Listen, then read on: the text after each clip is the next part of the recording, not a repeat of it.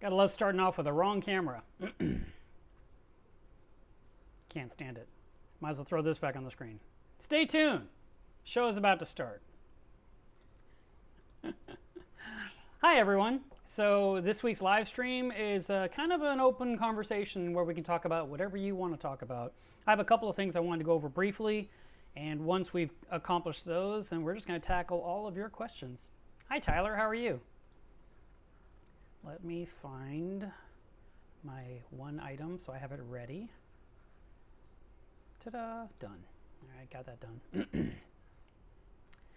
And actually, I probably should log out so that way it looks like a normal browser to you guys.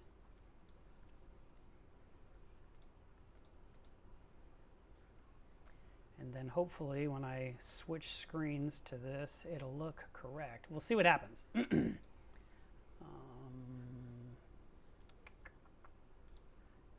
that too. Hi everybody. Boy, there's a bunch of people in here. That was quick. Hello, Gorgon. You're from Macedonia? Wow, that's amazing. Thank you so much for tuning in. All right. So today's couple of points I want to talk about were basically new things. This one is near and dear to me, so it's very exciting. And I just received these yesterday. They were printed. So these are some brand new coasters that are made of paper. They're, you know, a cheap little thing that I have made for you guys so that you can stick it under your drinks. So these coasters go in any order that comes out from Milos Reef. And I'm going to bring some to Macna to give away or to leave behind like breadcrumbs. And they've got Spock on there, which I think is awesome. And, you know, I love these things. And I was talking to my best friend, and I said, you know, I really like these coasters. And she's like, why would you get that? I was like, because I love them. And she said, oh, I don't care about coasters. I was like, oh, I always use coasters. And I actually have paper coasters from like 3 years ago that I got at Comic-Con. And I thought, man, this is cool. It could be my own brand. I love that idea. So I printed these up. I printed up 1,000. So I've got enough for a while. And I wanted to show that to you guys first because I was excited about it. The same company that printed those coasters printed our new sticker that I'm giving out at Macna this year. So this is the Milos Reef Community sticker, Macna 2019 on the bottom, and it says at the top, thanks for being a member. So these will be given out at Macna to everyone at the meetup, which is happening on Saturday at 12:30. And I don't know the room number yet, but it's in the program, so it's easy to find. And then after Macna is over, I will then be mailing those out. My shirt is this little cool creature. Again, another shirt I found at Comic-Con, and I was like, anything slightly aquarium related is usually a win, and so I buy it. And I don't care how silly it makes me look. It makes me happy, and I'm all about being happy. A lot of people have been asking me what's going on with my neck, and there's not really anything to update other than this week is better than last, which is kind of par for the course for the last 10 years of my life. But that's as far as I've gotten. I did see my doctor. I did order the MRI.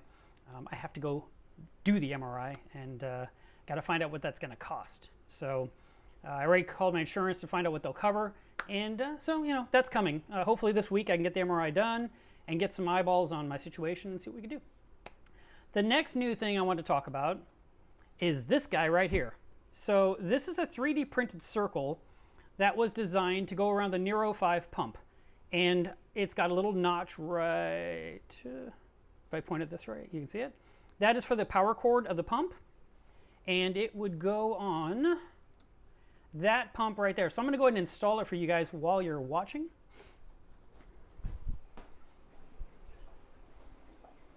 So I don't even turn it off. I just lift out of the water. And I'll put the cage around it.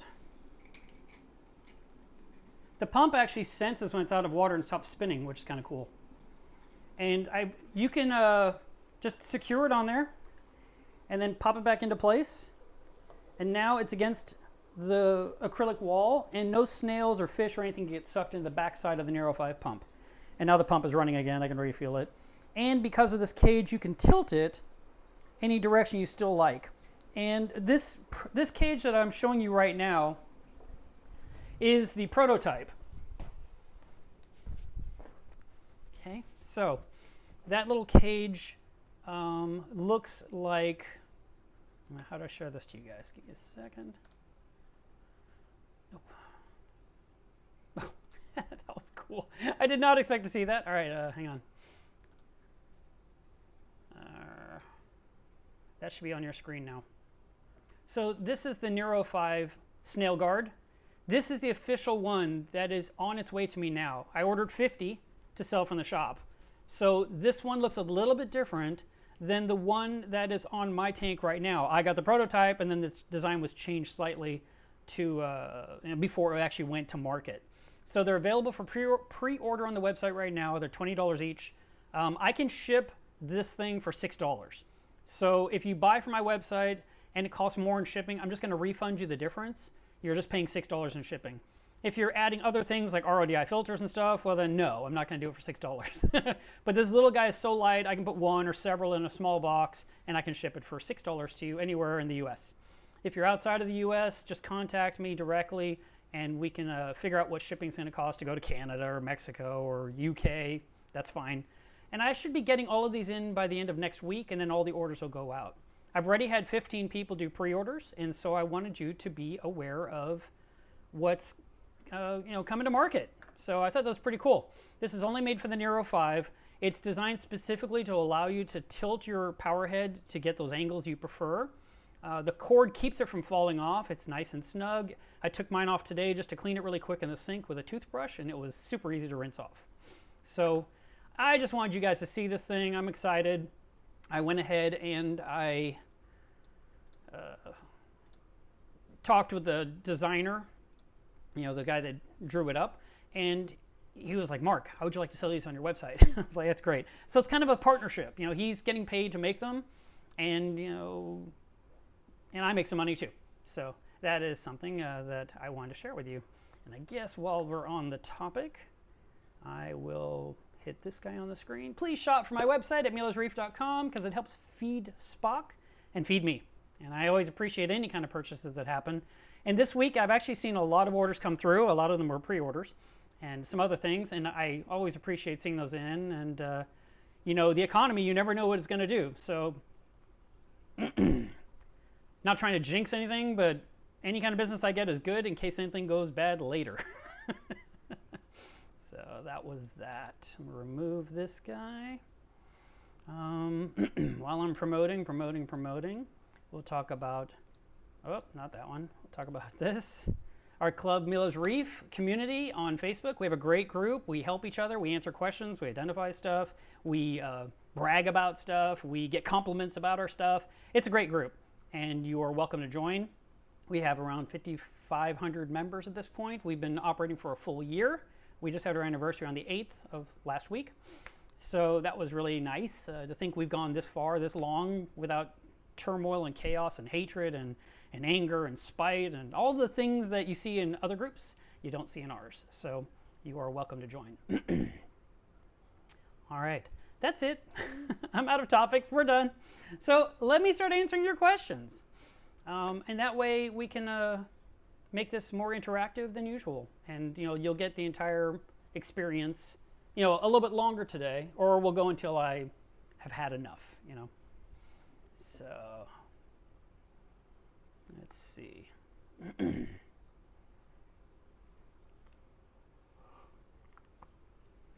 Reef Dive asks, I'm waiting for you to talk about bubble scrubbing. Doing it every night and I'm loving it. Microbubble scrubbing came out a couple of years ago, and a lot of skeptics came out of the woodwork. And for the most part, I'm not really on board with it either, but there are cases when it can be beneficial as long as you're prepared for the aftermath of what can also occur. And, I haven't dug into this, and I definitely haven't done it myself. But the idea of shooting microbubbles, which are very, very fine bubbles in your tank, not the normal bubbles. And we are talking specks. The more fine, the better. But the idea of shooting in all these microbubbles into your tank for a brief duration on a nightly basis can help to basically fill the entire tank with bubbles so it looks like a fog. And the idea is that dirt and decay and so forth can stick to the bubbles and rise to the surface and be exported out and caught in filter socks, caught in the protein skimmer, caught in a turf scrubber, caught in a Clearacy, a fleece roller, just anything you can do to remove waste from the tank. So that is the premise, and I believe that it's going to be super beneficial for people that are really fighting dinoflagellates, because there's been a couple of really specific articles that have been going into that that area of microbubbling. So there's a group about dinoflagellates on Facebook. You can join it. You can learn all about microbubbling. There are people that like it, like Reef and Dive. One of my concerns would be, when you have popping, you usually end up with salt creep and the salt spray, and it gets on everything. So that would be a downside for me as a hobbyist. I like to keep things clean, but it doesn't mean you can't wipe it all down. And the finer the bubbles, the less size it's going to pop at the surface, so to speak. But like I said, I'm kind of a little bit in the skeptical department myself. But my friend Tammy had a real problem in her tank, and she decided to use it for a long time. I think it was like 5 hours every single night for a month or two, and she was able to remove the dinoflagellates that had taken hold in her tank that nothing else would remove. So there is that. But until I actually live through it, I probably won't have much more of an opinion, honestly. Jamar, this is the way to reach me. I can't reach out back to you from a chat, but you can use Contact Us on my website, and I'll reply. And if you're emailing me, guys, and you're not getting a response, email me again or forward it again. And that way I'm more likely to see it. It's not that I'm not trying to look. I try to check my emails every single day. I try to delete all the spam, and I look for those questions, and I try to address them. I try to answer them, or try to think of an answer.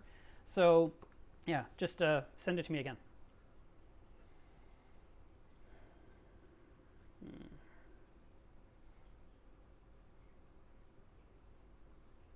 LJ, thank you very much for the tip about chiropractors.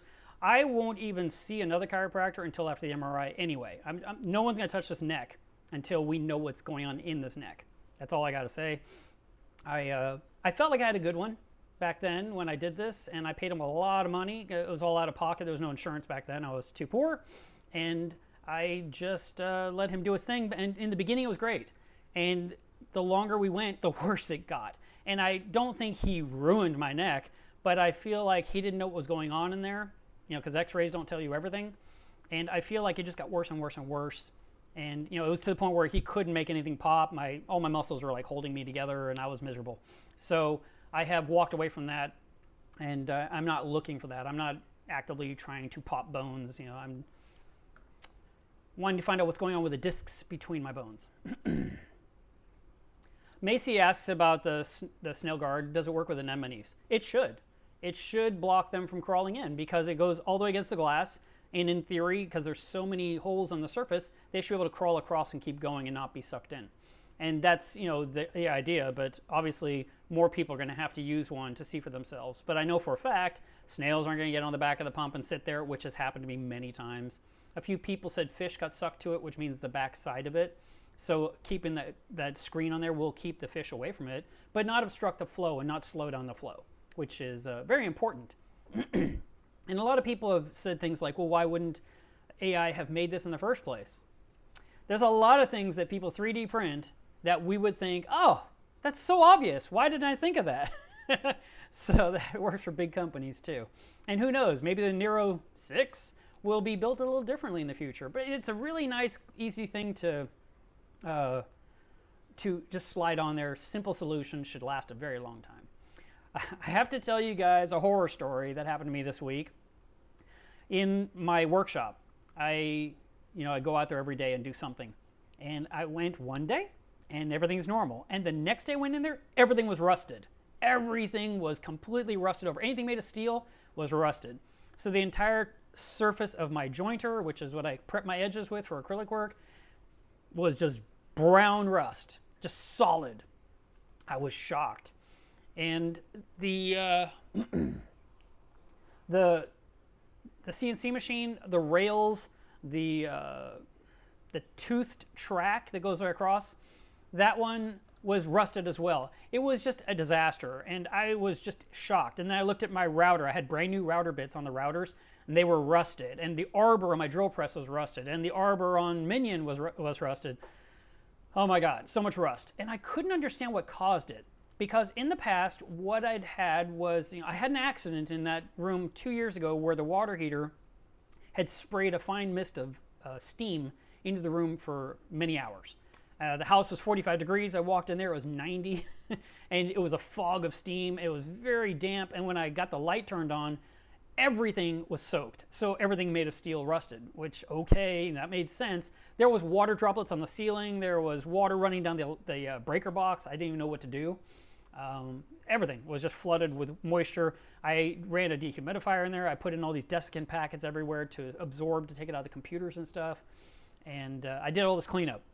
This time I have this rust thing that happened in one day flat, and nothing had changed in there temperature-wise, and I couldn't understand it. And I run an AC unit in there that keeps the room 73 to 77, depending on the time of the day. It pulls out humidity while it cools the room, so in theory, could be moisture. And I wasn't sure what had happened until my friend said, do you have anything in there that could create a gas, like chlorine or something? And I was like, no, I don't have anything like that in that room. I mean, that machine is tools, and I run sheets of acrylic. And then I was in there looking around, and I saw I had a small little bucket. You know what a bucket looks like, a little one, 1 gallon bucket. Had about this much muriatic acid in it, and I had used it to clean the Nero 5 pump. And the pump was clean in like 10 minutes flat. I could just pull it out, submerge it inside another container of fresh water to rinse it, took it apart, brushed it off, put it together, stuck in the tank, done. Well, I had this bucket of acid that had been only used for 10 minutes, this 4 inches, what is that, like 3-4 cups of acid? And I thought, well, I don't want to waste it, I'm sure I'll use it to clean something else. But then I had an AC guy out here to look at stuff, and I was worried he'd kick it. You do not want acid being kicked over inside your home, obviously, right? So I thought, let me put this bucket in the workshop in a safe spot in the corner where absolutely no one can kick it over and cause an accident. And then I took a sheet of my foam, which is like the blue stuff you get at Lowe's, the pink stuff you get at Home Depot that's about this thick, and it's got like a saran wrap or plastic liner on it, so it's not like the acid could melt the foam. And I set it on top and ignored it. Didn't have any fumes, didn't have any vapors, didn't have any weird headaches or anything like that. I mean, literally, it was nothing going on, just sitting quietly in the corner. But apparently, that stuff activated all the iron, the steel, in my workshop and rusted it all overnight. It's unbelievable. And when I took off the foam to look, the acid in the bucket was like emerald green, like super duper green. And I don't think it looked like that when I took the Nero 5 out. I think it was probably, I don't know, it couldn't have been that color. So I think it was a chemical reaction that happened in my workshop, which just blows me away because I've already spent at least 4 hours trying to sand and steel wool off all the rust and restore it with some kind of oil. And I've got a lot more work ahead of me, all because I had a small little bucket sitting in the corner of the workshop. Ugh, so annoying. It's like every day there's like some new annoying thing that happens. And, I'm sure you get this. It happens to you too. You just want a normal week. And then Monday there's some stupid thing. And then Tuesday something happens. And then Wednesday there's a minor instance. And then you're like, okay, Thursday I'm definitely getting a lot of stuff done. And then something else happens that day. And it seems like there's always something going on. So that was a real bummer. And I wanted to share my story of woe with you so you don't feel left out. Mateus asks, how did you introduce banana to your fish? I want to start feeding exotic foods as well. I'm so glad you said exotic. I was eating a banana and I was looking at the tank, as I so often do, and I thought, I was watching my fish, and Spock was being the puppy dog she always is, and so I just pinched off a little piece and I held it in the water, and she just started eating it. And I was like, wow, I didn't really expect this to work out. And then my purple tang got excited, and I thought, okay. So about once a week or once every couple of weeks, I was taking a small piece off, like this much of the banana, and I would just kind of mash it up my fingers in the water, and I'd watch it blow around, and the Anthias would eat it, and the purple tang would eat it, and Spock, of course, would eat it. And I was like, wow, okay. But I don't do it as often, and part of it's because my doctor says, no more bananas, Mark. They're not good for you. There's too much sugar. So I was like, okay, so I don't buy them as often. And I can tell you this, and this is a true story, and I've mentioned it before, but some of you are new and haven't heard it. But there was a time where I was sitting down at my easy chair, and I was eating a banana. I had the TV on. I'm watching TV. And out of the corner of my eye, I just see something is happening in my reef tank. And it was Spock, and she is just like at the glass, just doing this, like, what are you doing, and why aren't you sharing that banana with me? And I was like, I'm holding the banana. You can see that from 8 feet away? And she's just like, yes, why am I not getting this banana? And I was like, oh. So I got up, and I pinched a piece off, and I gave it to her, and she calmed way down and went back about her business. So she really does like it, and she can recognize it from afar. So that's the crazy story about my Spock. Hi, Braveheart. Nice to hear you from Scotland. I love that we have international viewers. That is so fun. Starship Reefing, if you order them this weekend, they will go out on Monday. Thank you so much for the order in advance. And you'll get that coaster. Michael Wells asks, I have little white-looking snails. Are they good or bad? That is so vague that I don't think anyone can answer you on that one. I think we're going to need to know more details. Are they tiny? Are they the shape of a BB? Are they more longer like a cone? Because there are some pest snails and there are some good ones. So we would need to know more details to answer that question, Michael. How's my nitrate? Interesting that you should ask that. How do I do this? Alrighty, so you guys are getting a teaser now. This is not officially the info. There we go. Oh, I need to make this thing fit the screen. There we go. Can you see that okay? So, and I might be on top of it with a picture-in-picture. I have no idea because I don't have enough room on this monitor. It's driving me a little bit crazy. But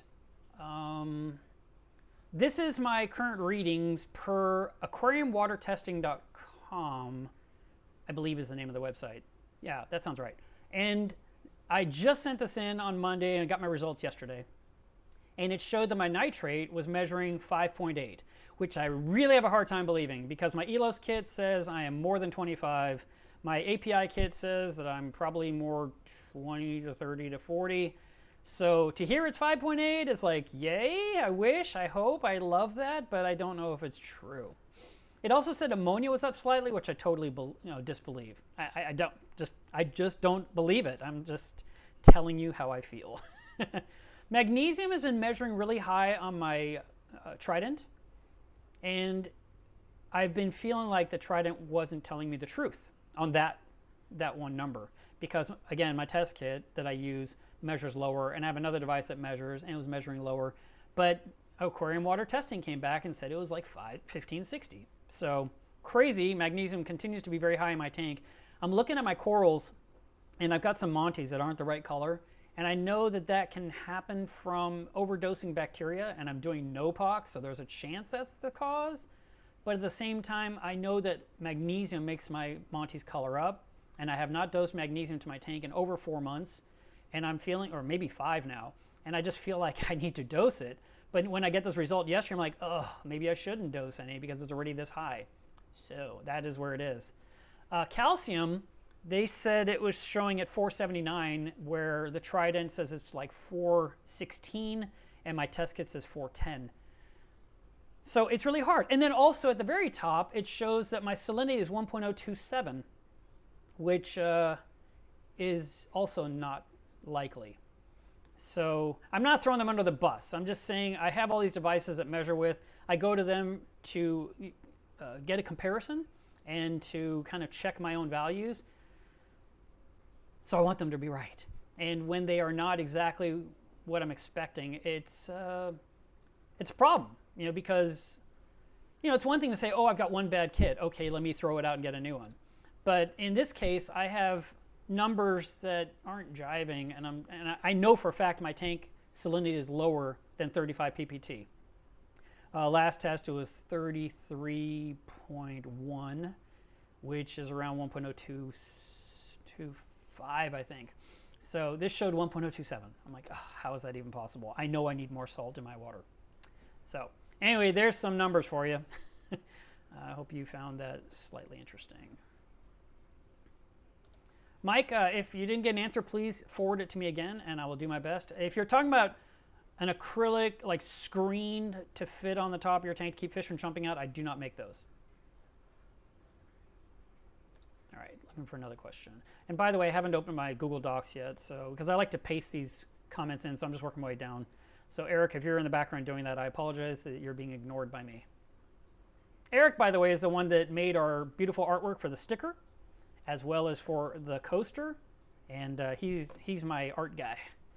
So that's been great.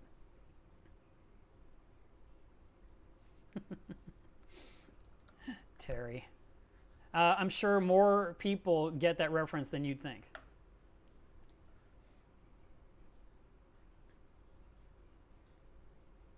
By the way, this week I shared a picture of a snail eating a snail, and it was a whelk consuming a trochus. And it's really important that you guys are aware of whelks and make sure there's none in your tank. And so I shared that this week. So if you are not following this page on Facebook, please do. That is really the way to start to find me on Facebook. A lot of people send me friend requests to Mark Levinson, and I accept nobody. I have 3,000 on there, and I want it to be like 500. I need to whittle it down. I just haven't made any effort to try and tackle that. But I'm really not looking for new friends on my personal page. But the Milo's Reef page is the best way to reach me. And then Milo's Reef group is within that page. And of course, there's the message system on there so you can get a hold of me. And please do choose to follow that because that's where I share a lot of aquarium-related stuff. I also share a lot on Instagram, and it cross-populates to this page. So those two ways are a great way to follow what's going on the latest with all things aquatic. All right, turn that back off.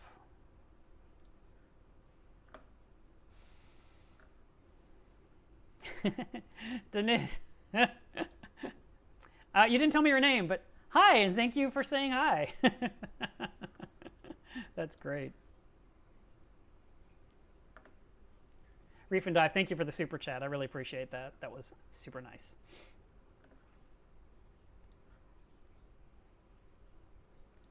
Dan, if you need me to add a second one to your order, I totally can do that. That is not a problem. And just send me a message or buy the second one, and during checkout, select local pickup. And you can put a note in the comment field and say add to my previous order, because I've got about 15 of those in stock, and I'd be happy to send you a second one. I like that we're doing business on YouTube today. This is great. Reefer Dave, thank you so much for a suggestion. There's a few products that I was pointed to. One was called Fluid Film, and I Googled that, of course. And I looked at the picture of what it was, and I was like, that looks really familiar. And so I walked into my workshop, and there was a brand new can of fluid film that I'd bought 2 years ago when the steaming event had destroyed the workshop. And I was like, oh, I have some. And so I started using that immediately on the spot to start to remove some of the rust. And then in the meantime, a few other people have come forward with other products. Here was the big one, and I'm going to share it with you guys because some of you are woodworkers and you have power tools and you have workshops yourself, or you have a bunch of tools in your basement. Did you know that you can use Johnson's paste wax to protect tools? I didn't. I literally was like, what are they talking about? That's floor polish, or you use it to rub it on the side of cabinetry to make it pretty but not glossy. It's a paste, it's a wax. And so I went to YouTube and I watched about 6 different videos showing how to restore the top of a table saw, and then how they use the Johnson's paste wax on the surface of the steel, and then they buffed it, and it allows the sheets of material to slide across more easily. But they also used it like on a hand saw. He used it on a, what do you call those things? A planer, I think it's called, where you hold the tool and you slide it across the wood to shave off a tiny bit. He completely would put it all over that. And it was a lot of different tools, and I was like, this is really interesting. And I learned something new. And so I'm sharing it with you because if you have tools and you want them to last longer and not just rust away to where you have to buy new ones, knowing little tricks like that would be great. But apparently, most people that are good at taking good care of their tools, they are wiping it down with like some, I think it's called 3-in-1 oil, and then they hit it with a paste wax, and then they polish it off. So I've already started, and I was like, oh my God, I could get so obsessed with this. I could literally do every single thing I own if I allowed myself, and I don't want to do that. But I cleaned up a hammer, I cleaned up a socket extension, the socket tool, I have some channel locks that are hideous. I started restoring them all to make them way better than what they were, and they actually operate more easily now too. So there's a cool tip that has nothing to do with reef keeping that you might still find useful. And I also, okay, I'm going to make this work with aquariums. You know those pliers that you used to cut PVC pipe? I worked on that blade as well. And I went in and cleaned it up, and I had to cut some pipe yesterday. And it's like, click, click, and it clicked so much easier than when you just use it the way it came from Home Depot or Lowe's or Walmart or wherever you bought it, Harbor Freight. So, in the meantime, back to, whose was it? Reefer Dave. There are some other protectants, and I'm going to be looking into them. And I think I'm going to have to really be proactive, like set a reminder for myself in Reef Trace or something to oil down all the gear, every 2 months, and stay ahead of anything that can happen. That makes so much more extra work for myself, because that was such a bummer. And to think it was all just because I had something sitting in the corner. It's not like I spilled it, dropped it, dumped it. Such a bummer. Okay, Kevin says, I'm doing another big water change today, and I'm using Live Rock Enhance. Should I add more after the water change to boost it back up, or would the big water change not affect it? Well, it's bacteria. It's on the rock. It's on the sand, on and in the sand. It's on the glass. It's in your equipment. So doing your water change, I wouldn't use it before the water change. If you're, when it's time to use it again, like if you're doing it twice a week, I would just do your water change and then just dose Live Rock Enhance when you're ready to use it again.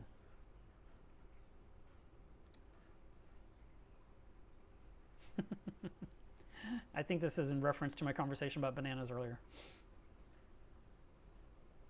Hi, John. Nice to hear that you are from the UK. And there's Mikolaj? I hope I'm saying that right. And he's saying hello from Poland. Oh, this is a great one. All right, Paul. Excellent question of the day. You win the internet. How do you deal with burnout in the hobby?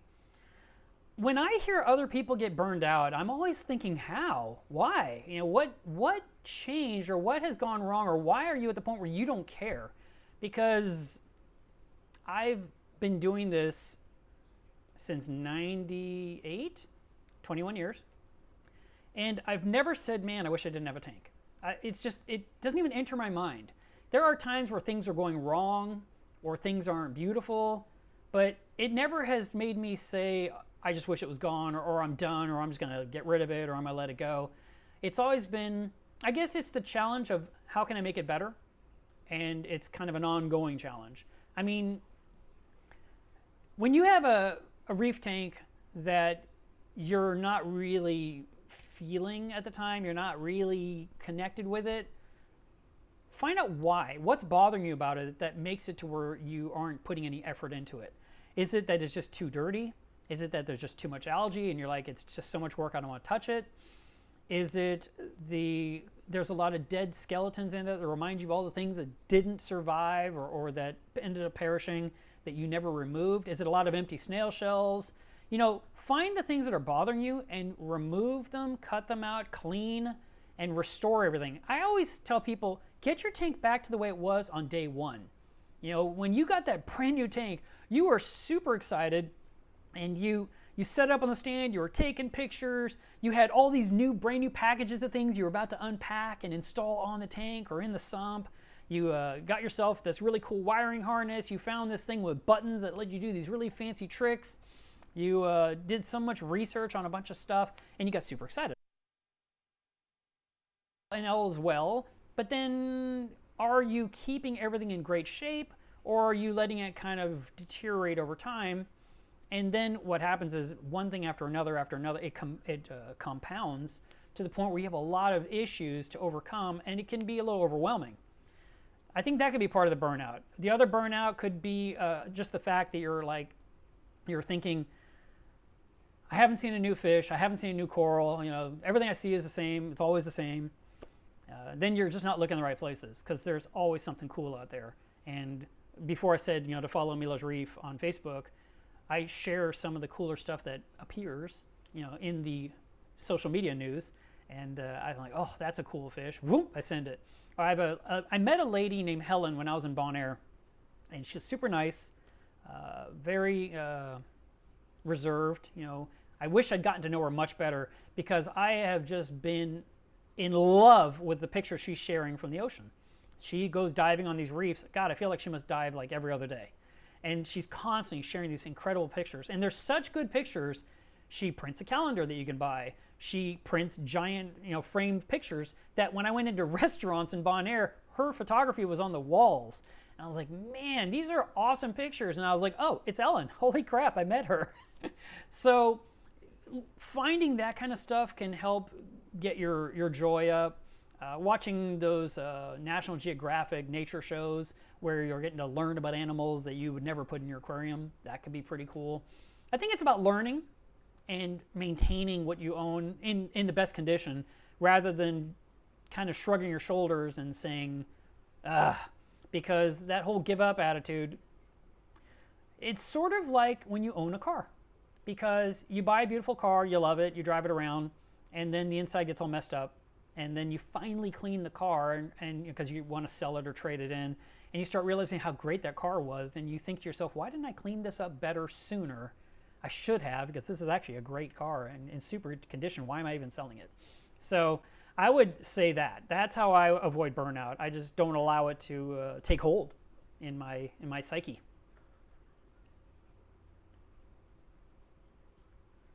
Terry asks, how old is Spock now? Well, I got her in 2004, so that makes her 15. But she had to have been at least 2 years old before that, so I would say she's 17, 18, somewhere in there. And I read an article in Coral Magazine that said Nassau tangs tend to live 35 years, so that's a long-term fish that's been with me for a super long time. Anthony says, isn't your tank too small for the Nassau? Well, it's a 400-gallon tank. She used to be in a 280-gallon tank. She was also in a 100-gallon vat for a while when the 280-gallon tank leaked, and she lived there for 7 months. When the 400 leaked, she went into a 215, and then after 18 months, I got a new 400, and she's in there. And I don't think that she's too big for that tank, honestly. She can definitely cover the distance in a blink of an eye. I mean, it's amazing. And she's on the other side like she teleported.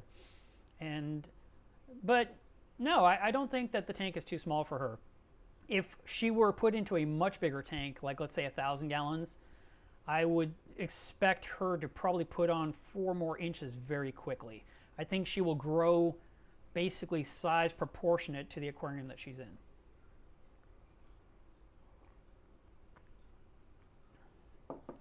William, hit me up on that email and I'll reply to you. I'm sorry if I didn't get it. Odds are a lot of these emails came through during my back issues, and this got ignored. So, because I was dealing with just surviving the day.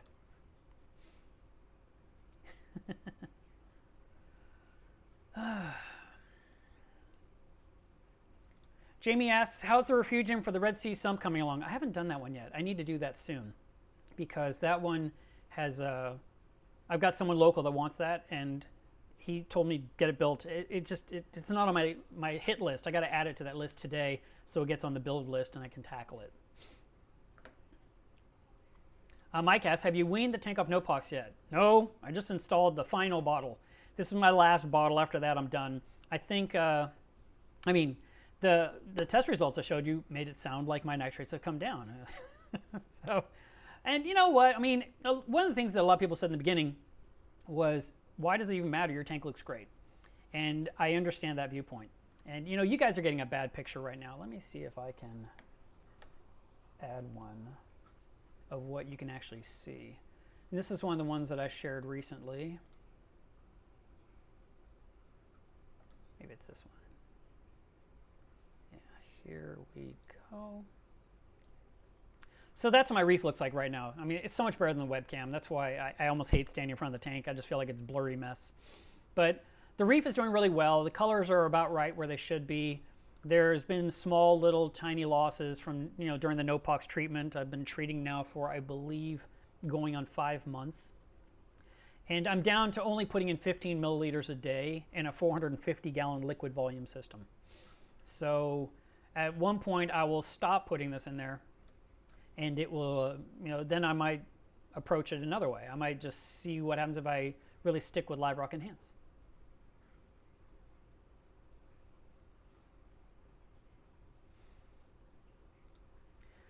That doesn't ring a bell with me, Michael. I apologize. He's asking about snails that are the size of a tiny pinhead that are attached to the background. And he says they're hatching. I'm thinking you're dealing with Colinista snails, but they're bigger than a pinhead. You know, they're a little bit larger. There's also a worm out there called a spirorbid worm. And it's really a hard calcified tube that makes a little tiny circle on the glass or on your overflow box or in your sump. And it's a worm. And it doesn't move. It comes out of its little tube a little bit and snacks and then goes back in. They do no harm at all. And they're easy to scrape off with something like a credit card or a gift card. But what you're describing doesn't sound like either of those. So those are just wild guesses on my part.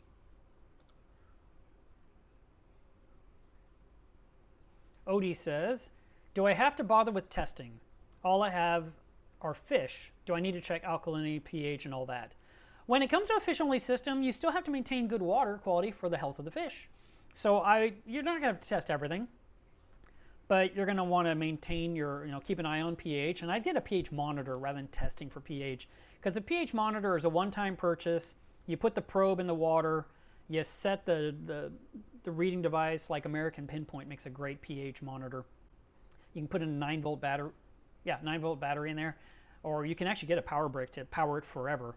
And then you can just, anytime you look at it, it'll tell you the pH. It's constantly giving the reading all the time. Super convenient. It's like $80, and that way you can watch that number. You also want to check your temperature. You want to check your salinity. Those are very important. The alkalinity, calcium, magnesium is more important for corals. Obviously, you want to keep an eye on nitrate with fish-only system, phosphate because of growth of algae. I think that's about it. I've not run a fish-only system myself. I'm a coral guy. But it is good to stay on top of your water, make sure your salinity hasn't wandered, that the pH isn't too low or too high, and that your temperature is staying within range, especially this time of year when it's so hot. Jake says, my clownfish laid eggs. They're constantly fanning them. What, if anything, can I do? There's not much you can do. What they're doing is they have laid the eggs, they fertilized the eggs, and now they are fanning them with water to keep them oxygenated so that they can hatch out. And as soon as they hatch out, it'll happen all at once. I think it's about 14 days after you first see the eggs hit the glass. And as soon as they release in the water, everything's going to eat them, or your pumps are going to destroy them, or they're going to end up skimmed out. I mean, they won't survive. They would have to be out of the tank in a separate tank. And anyone that breeds fish, they'll have the parents together, the parents make eggs, and then they remove the eggs and put them in a separate vessel, and they do some stuff. They have special live foods that are prepared for the tiny mouths of these baby fish. They have a way of bubbling under the eggs on the tile, so that way it's fanned, like the fish was doing. But I've not raised clownfish, so that's the one that I've always thought would be kind of cool to do, and I've just never gone to that point.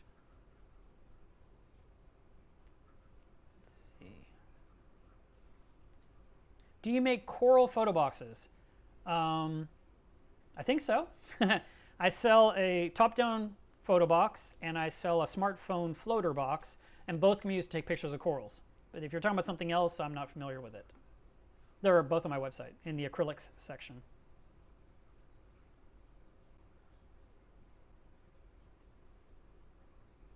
Terry, you are safe from my culling. Don't worry.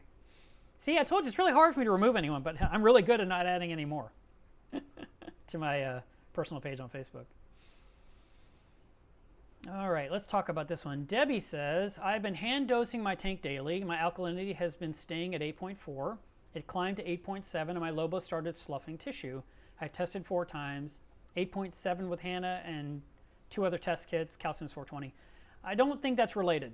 That slight change in alkalinity is not enough to affect a Lobo. I think it's just a coincidence, or something else is going on, or the coral a bad day. But that's a very minor amount, and a lot of us hand dose.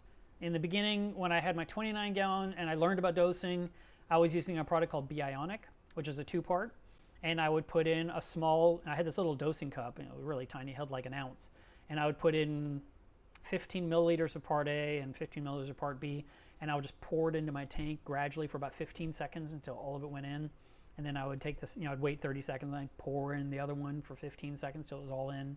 So basically, it was like a 1 minute process to dose my tank each day. And that was because we didn't have dosing pumps back then. We had hands. And, when we dose, we don't know exactly what will happen to the water instantly unless you test your water 10 minutes later, and none of us do that. We test our tank, we say, oh, I need more of this, and we add it. We don't then test again, did we add enough or was it too much? So usually you tested on Saturday, you saw a deficiency, you added a product to the tank, and then you test again next Saturday, and you decide to add more or less of that product. It kind of guides you, but we don't have that instant results where we can make decisions based on that to determine what we're going to dose, like you can with a product like Mindstream is doing, where they're testing every 15 seconds, or Trident, where you're testing every 6 hours, or ReefBot, when you're testing once a day. I mean, these are all different devices that give us information to decide what's going to happen, but then we still have to choose how we're going to dose and how much we're going to dose.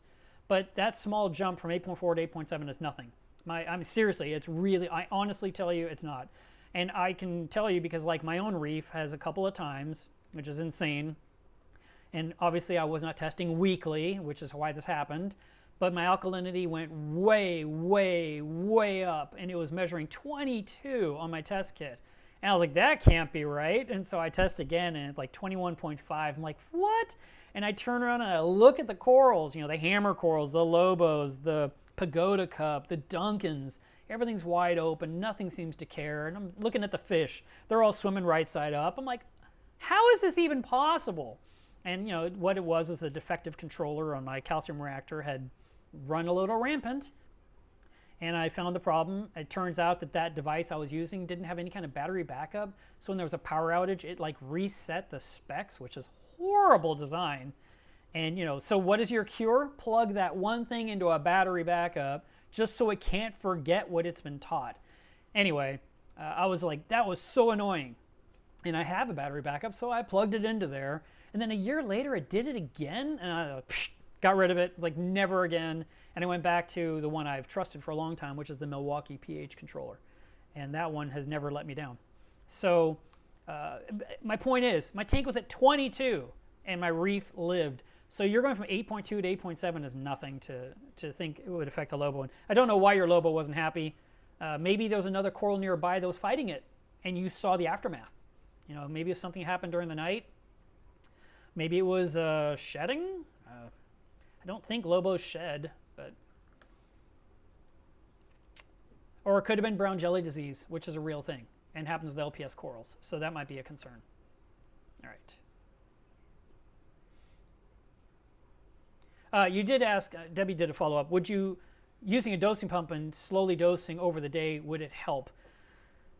A lot of people like to use dosing pumps and trickle it in. The Chemour pump I was talking about earlier is a $60 pump. It talks with your cell phone, so you can program it. And if you were putting in 20 milliliters of alkalinity each day, for example, you could have it do 4 5 milliliter dosings. Like every 6 hours, it puts in 5 ml. Or you could have it put in 1 ml every hour for 20 hours in a row and then take a break for 4 hours. I mean, I don't know if it'll program it to 20 times in a day, but you get my point. You can break it up into smaller amounts throughout the day instead of all at once. It really comes down to how much you're pouring in and how you're pouring it in. I mean, what if, because I don't know the details, so I have to do a lot of what ifs. Let's say you've got your reef tank right here, your Lobos right here, and you've got your dosing product, and you pour it in right here, and it just goes straight down on the coral and smokes it. That could be a problem. Now, if you have a power head, you pour it in front of the power head so that it dissipates quickly, and you trickle it in super, super slow. You don't just dump it in. You trickle it in super slowly so it's mix, and then your coral should be completely unaffected. So maybe it was something like that that caused your Lobo to not be happy. But yeah, dosing pumps are great, and I use quite a few of them.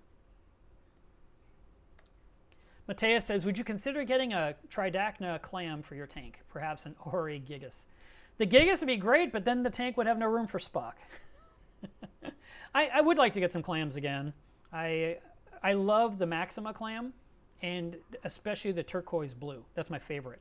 And that's pretty much, I'm very,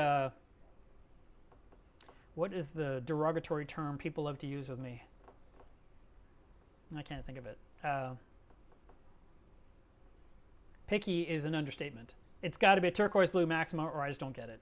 But I have seen a few other Maxima or clams on Instagram like, oh, that one's pretty. I would never buy it, but it's pretty. But yeah, I'd like to get some clams. I would like to do that again. SOS MRA says, I just tested a new batch of salt water for a water change and the phosphate was 0.12. Is that a concern? Yeah, that's a weird number. I wonder why it was. How long had it been mixed up before you did your test?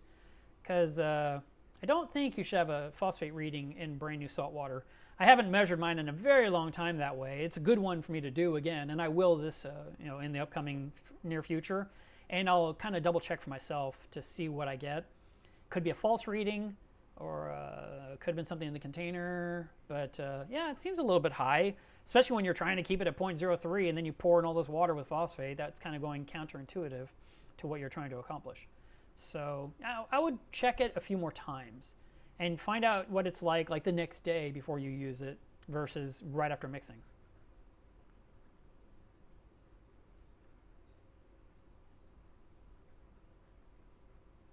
Let's see.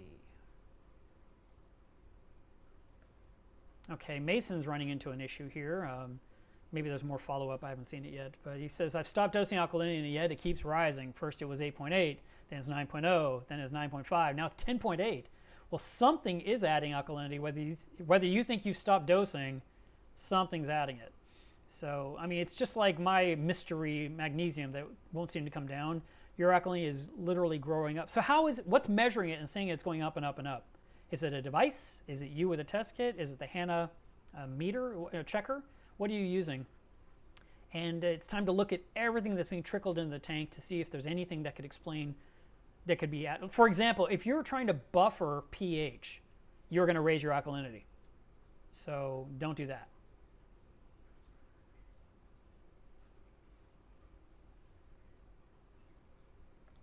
Austin asks, would you recommend using the Nero 5 or gyre pumps on a 4-foot long 75-gallon mixed reef?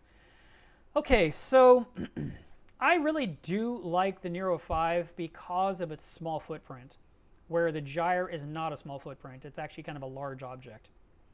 A lot of people like the gyres. I'm not a fan of it because it's such a big mechanical, man-made looking thing that you see from a distance from pretty much every angle. And I dislike seeing it in the tank. I like to see a tank with as little as possible in it. My reef, behind me, you can see right there is a Vortec pump. And in the back, you can see there's a second Vortec pump. And then over here, you can see a Vortec pump. And then you see my FRP flow accelerators. That is all that's in my tank to move all the water in the tank. Smaller the footprint, the happier I am. So I would say Vortex or Nero 5 pumps rather than gyres. But, if you say, but I really like the type of flow that the gyre puts out, or I can reverse the gyre this way and then reverse it that way. If you're trying to do those kind of things, then maybe you should go that route. I believe they're a little harder to clean. I feel like they are a little easier to break. The Nero 5, you just put it in, you're done. And when you take it apart, you twist this much, take off the top, pull out the impeller, take a toothbrush, clean it, put it back on, click, back on the magnet. Super awesome. Like I said, I cleaned mine super fast, but I did use acid because I have no patience.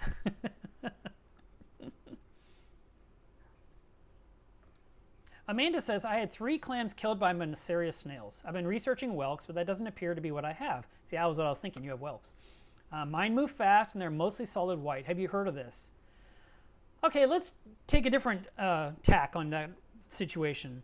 You saw the clam, it was dead, and the Monasterius was on it. We know that Monasterius snails are part of the cleanup crew.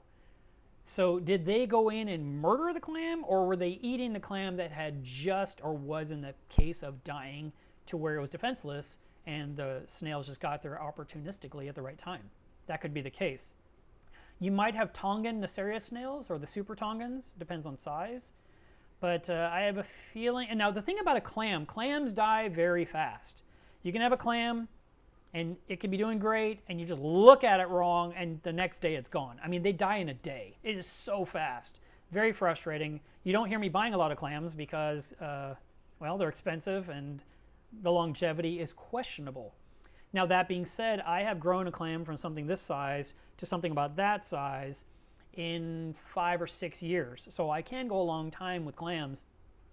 But there are other times where things just go wrong, or something in your tank chooses to eat them, whether it's, let's say, for example, you had a long-nosed butterfly fish or a copper band. Those are known pickers and will actually attack clams. And I had a really pretty clam in my anemone cube back when I had the eels. One of the eels ate the clam. I was like, okay, I didn't see that coming. First I saw him kind of like swimming around it and over it, and I was like, man, he's really daring.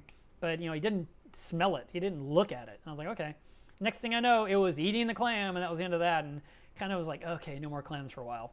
So, but I would like to get one. I need to find a spot where I'd like to put it.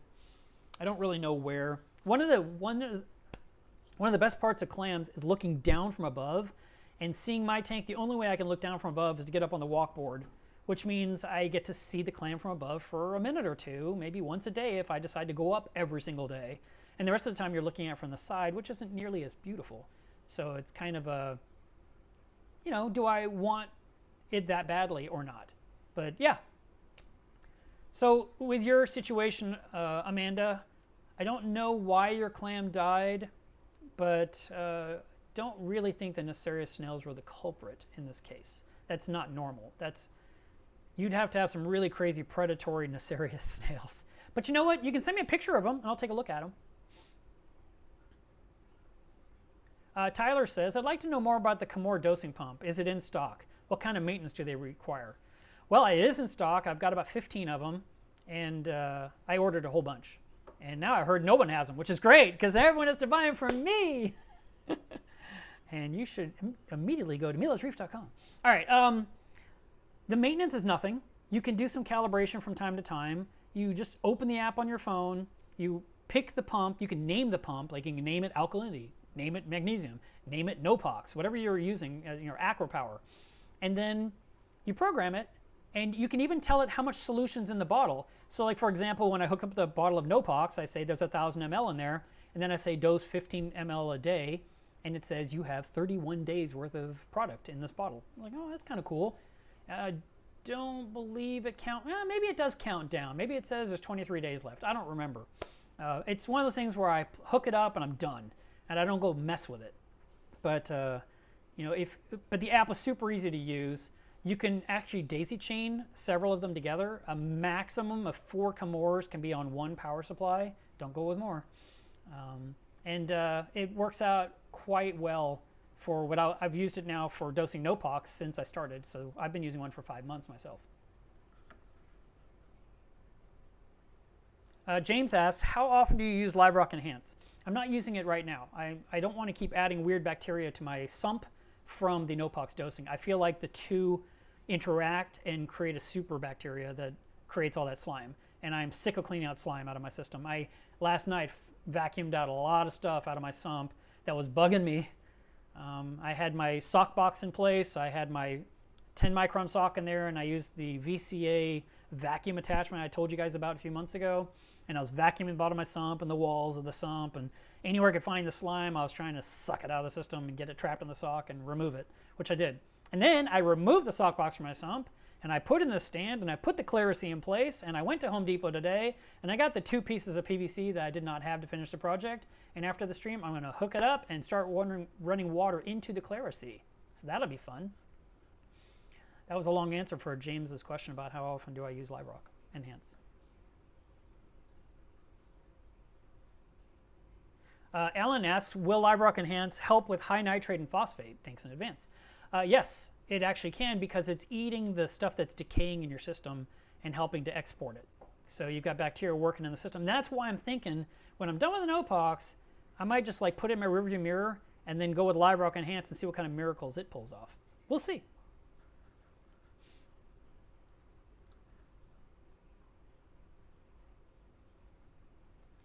Will the Comores dose small amounts? Do they come with tubing that goes in the tank or storage jug? Yes. Comes with everything you need in the box. The only thing you're going to need is a pair of scissors to cut the tubing. and you need a plug somewhere nearby. That's it. It's a great deal. I mean, $60 for everything, amazing. And it's using Bluetooth to communicate, so it's pretty awesome. Malcolm says, is a diatomaceous earth filter out of date? Yes, it's very old school. People did use it back in the day, and I mean 80s, 90s. I know a guy who I haven't talked to in many years, who liked to use a diatomaceous filter on his reef, I think once a year, especially when he was sanding the walls of the tank down. It was an acrylic tank, and he wanted to restore it back to its luster, and he would do that every single winter. And I feel like it's a 2-week project for what he was doing, and he would hook up that filter to catch every bit of the particulates coming off from the sanding effect, so he wouldn't have that crap all in his system. And he swore by it, and I tried to Google it back then, and I was like, this thing doesn't even exist. And it's kind of this weird jar with a motor that screws on top, and there's this incredibly pleated filter that is then, the pleats are stretched around, sort of like the big collar you see around a clown, but super fine pleats, like a zillion of them. And that's jammed in the jar, and then when you hook up your filtration to send water through it, it traps everything against those pleats. And yeah, that's and one of the things it was designed for, the pleated filter, was to trap the diatomaceous earth from continuing to flow through the system. So yeah, I don't know very many people that use that stuff at all. Sean asked, does anyone know if the banquet and reception at MACNA have separate tickets? If you bought the full pass for the entire MACNA event, it includes the reception and the banquet. If you bought a day pass, it doesn't include that at all. They often sell reception tickets and banquet tickets separately for people. For example, let's say you're going to MACNA all 3 days, your spouse is with you on this trip, she's going to Disney World with the kids, but Saturday night you want her to come to the banquet, you could buy her a ticket to join you for the banquet. So that's why they offered it. But that's as far as it goes. I don't think there's anything else I can tell you.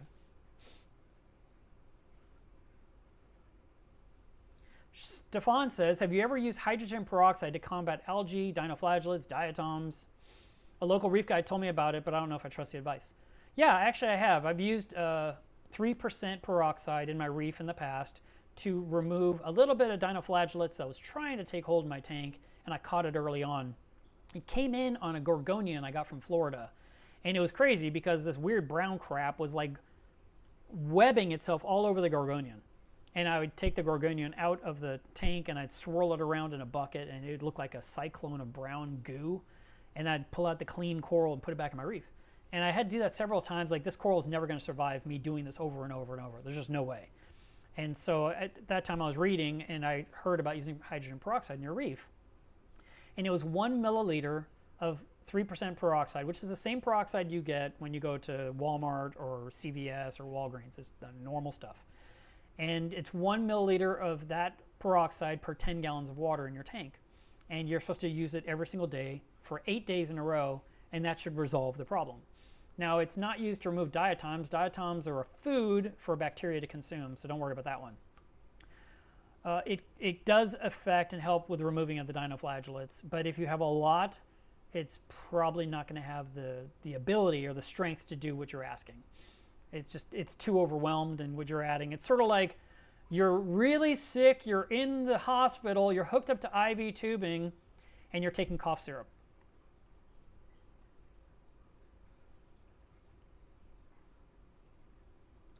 Paul, what I'll do is I will find Ellen's page, and I'll share it on the Mueller's Reef page, so that way you guys can go follow her or follow some of her pictures. I've shared quite a few of her pictures on there. Her last name, I believe, is Mueller.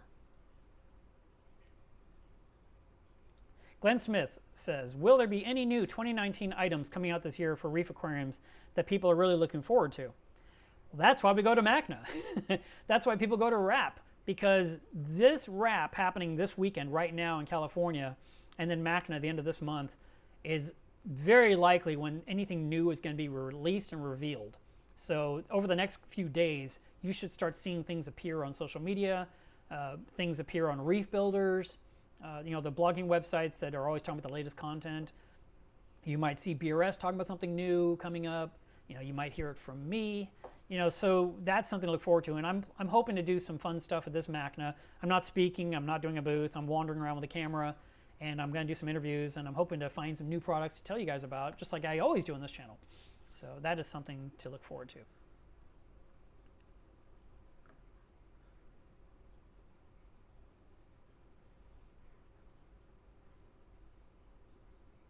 Preston says, if you have time during MACNA, SeaWorld Orlando has a very nice 10,000-gallon reef. That's nice to know. Actually, my plan this year is to go to Disney World because I've never been there in my life. I've only been to Disneyland in California as a kid, and I've never been to Disney World. So I'm going early before MACNA, and I'm hoping to go for 2, possibly 3 days. I know I'm not going to see everything. If you're a big fan of Disney World and you know all the best stuff, feel free to let me know now so I can maybe plan to see a few of the best items. I'm going to be there before the big Star Wars reveal, so don't even bring that one up because that one is being opened up the day after MACNA and I'm already flying home. So never mind that one. It's okay. I'll be okay. I mean, I love Star Wars, but I'm not spending an extra day and fighting 70,000 people trying to get into some exhibit. I will be happy to just see the other parts of Disney World I've never seen in my life. I love SeaWorld, by the way. I'm a huge proponent of their efforts. I know they do a lot of rescues. They do a lot of education. They let a lot of young children see animals they would never see normally. And I'm super supportive of what they do. And I used to go every year to the SeaWorld San Antonio with my son, and we'd always visit the orcas. And I remember I'd see these beautiful animals, and I'd feel tears welling up because they're so gorgeous. And I couldn't wait to meet with the trainers afterwards to talk about some of the stuff they do that they don't mention in the show. And yeah, great place to go. And I agree. And yeah, seeing a reef tank is always wonderful. And you know what? You mentioned the reef.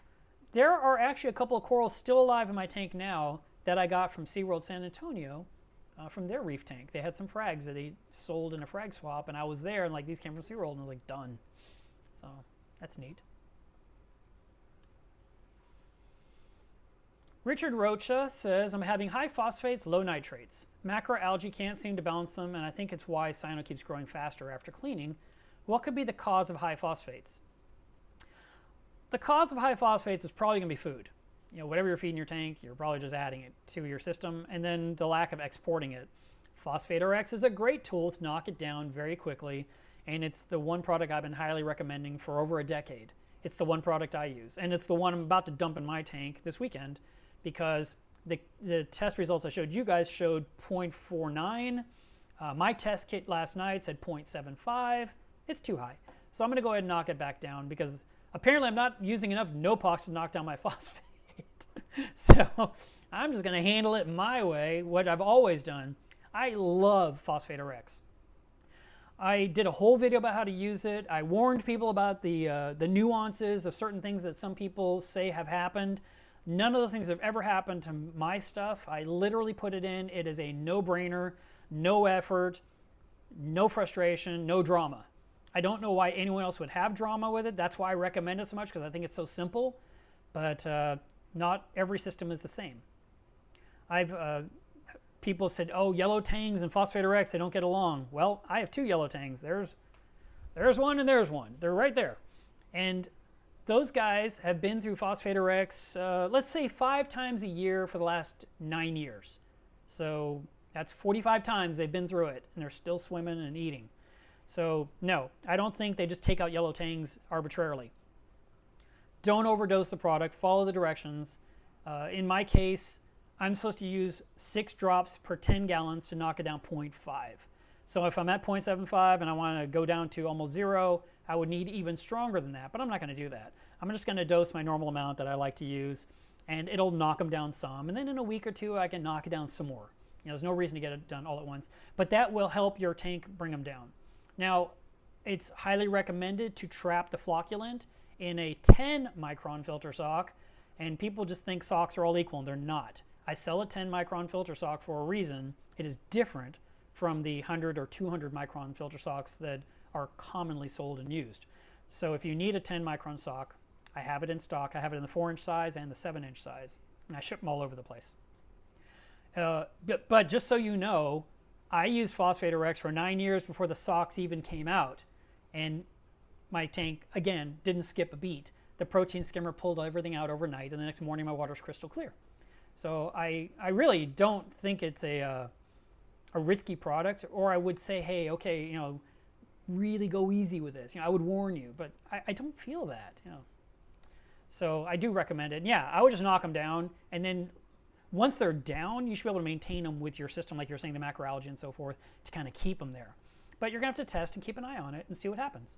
And maybe even analyze the food you're using, and if there's anything you can do to swap it out for maybe a food that has less phosphate. Like one of the things that some people like to do, they melt the fish food in a bowl of water, and then they pour it through a screen so they just have the food and they get rid of that liquid because the liquid's full of phosphate. I just pour the food in the tank. I let every bit of it hit the water, because even the finest of foods, the liquid part of the food, is food for something in my tank to eat. And so I don't want to waste any of it. And so yeah, there's some phosphate going in my tank, and I just knock it back down later on with filtration and Phosphate RX. Okay, let's see. Nordhoff says, is a Nasso tank safe in a 125-gallon aquarium? I would say if you want a Nasso and you have a 125-gallon aquarium, get a little one. Get a tiny, adorable little baby one that makes you super happy, and let it grow quietly in that tank to a slightly larger size. But plan on getting a bigger tank later, because this is a fish that lives a very long time and it's going to need swimming space. But a 125-gallon tank is 6 feet long, and this tank behind me is 7 feet long. But it is wider, and there is, you know, she can make laps around the tank, which is nice. But, you know, in nature, all the tanks swim miles every day. They don't just stick it out in one spot or hover. You know, they're actively moving throughout the reef looking for food all the time. So anytime someone asks me about any kind of tanks, I'm like, just get a small one so you can enjoy it, and you get to see it grow and get bigger.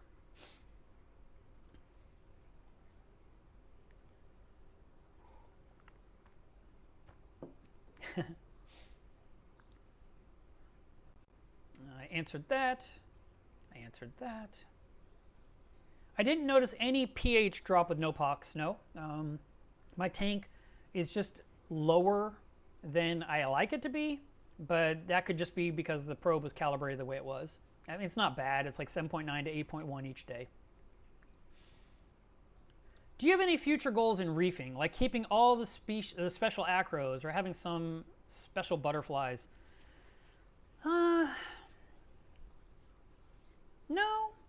No, I guess not. I set up my dream tank back in 2011, and you know, barring the big leak tank rebuild debacle that took 18 months, I'm pretty happy with what I have. There's not a lot of changes, but the 6-year anniversary of this reef is coming up, and in that I will show you all the new changes. And there's a lot of new changes that happened on the tank itself, mostly in gear, not so much in livestock. Livestock's just been growing bigger and bigger. So I don't really think of anything specific when it comes to the actual reef keeping itself. I haven't wanted to add more tanks to my life because it's more work, more things to plug in, more things to watch, more things to prevent damage or issues. And you know, I'm always going to be looking for new livestock, you know, something that I want to do. You know, I'd like to get some pipefish maybe. We talked about clams earlier. You know, these are things that just kind of add a little bit more pizzazz to the tank.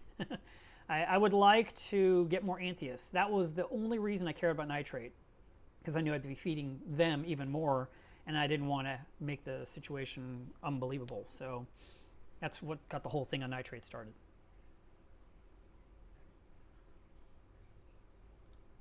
Jay, are you saying the show is quieter? It's possible. I'm hoping we're even on the right microphone. I see one of my little windows is missing here that I normally see on my screen. Let me move some stuff really quick. Oh, I see it got shoved over. So, no, it looks normal. Or the tank itself is super quiet. So I'm loving that. I can almost do these things without any kind of microphone at all, but I prefer to have a wired mic just because you guys will get a clean signal. Audio is really important when it comes to YouTube.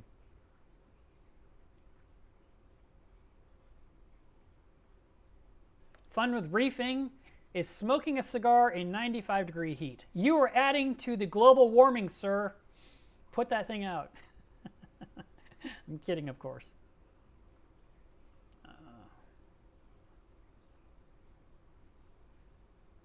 My son appeared in this live stream.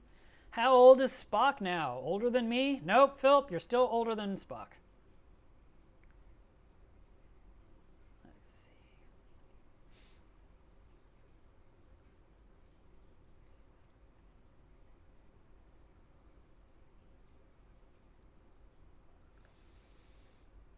Okay, Perrin from New Zealand is saying, I have a Reese's Reefer. It's around 30 gallons. I'd like to use an all-for-one additive. You know, there is something new that came up from Tropic Marin that's an all-in-one. I saw someone talking about recently, maybe in Club Mueller's Reef, and they were trying to do something like only control alkalinity with an all-in-one, if I remember correctly. It's fuzzy. I can't remember the conversation. But you know what? When I'm at MACNA, I'll go to the Tropic Marin booth and see what the new product is for the year and see if I can learn more. I don't know. I know nothing. I know nothing about that. Hello, Rogue Aquariums.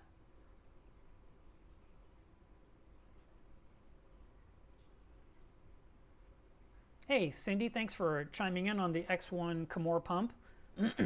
She said she upgraded it from a Jabo, and the Comore is much easier to use on the app.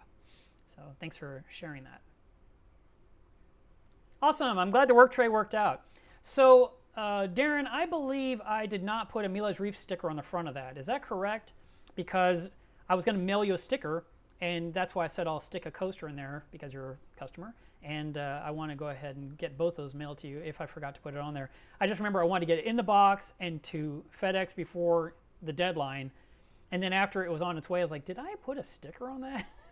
So if I forgot, I'll send it to you and you can stick it on yourself. Mike asks, what type lights are you running? Above me, I've got the metal halides. I've been running them. They're Reef Bright. They're 400 watts. They are twin arc bulbs, which means when they first turn on, they're 10K lighting, 10,000 Kelvin.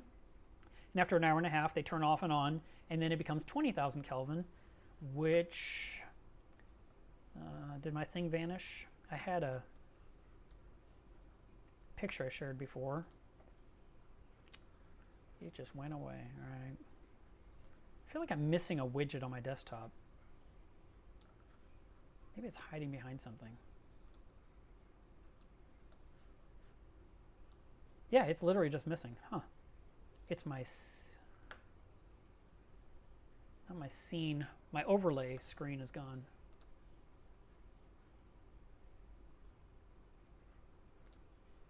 It's back. So I shared this picture before, and that is the tank being lit exclusively with 20K lighting, all metal halides, with the XHO superactinic bulbs. And this is what I've been running for a very long time.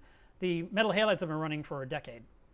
The XHOs, I guess I installed them about maybe 3.5 years ago. I did a video about it here on this channel, and I really like them. And I actually got an XHO light that's white light from my Refugium on the brand new sump that I installed just recently, about 2 weeks ago.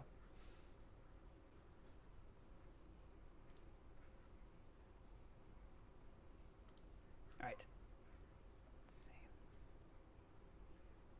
I feel like I'm behind on the comments. I'm just slowly scrolling down, trying not to ignore anyone. Oh my God, we're almost an hour and a half into this stream. Should we go super long until I just can't get to the end of the comments, or should we end it soon? Actually, if we should keep it going super long, just keep hitting thumbs up right now, because I'll see that right now, because I won't see what you say to me now until I scroll all the way down.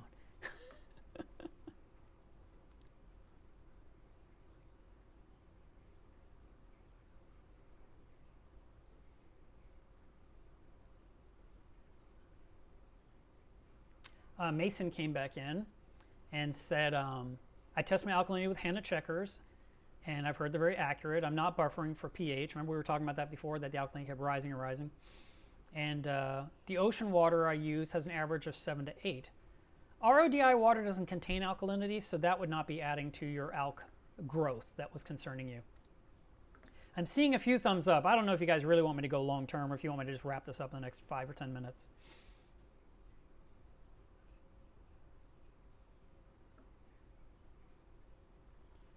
Cindy, let me open my app and look because I don't know. So X1.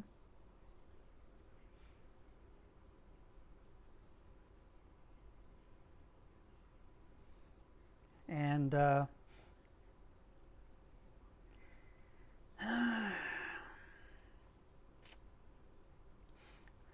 so I don't have a wire. I'm just going to hold this up to the camera. You can see at the top it shows 900 ml.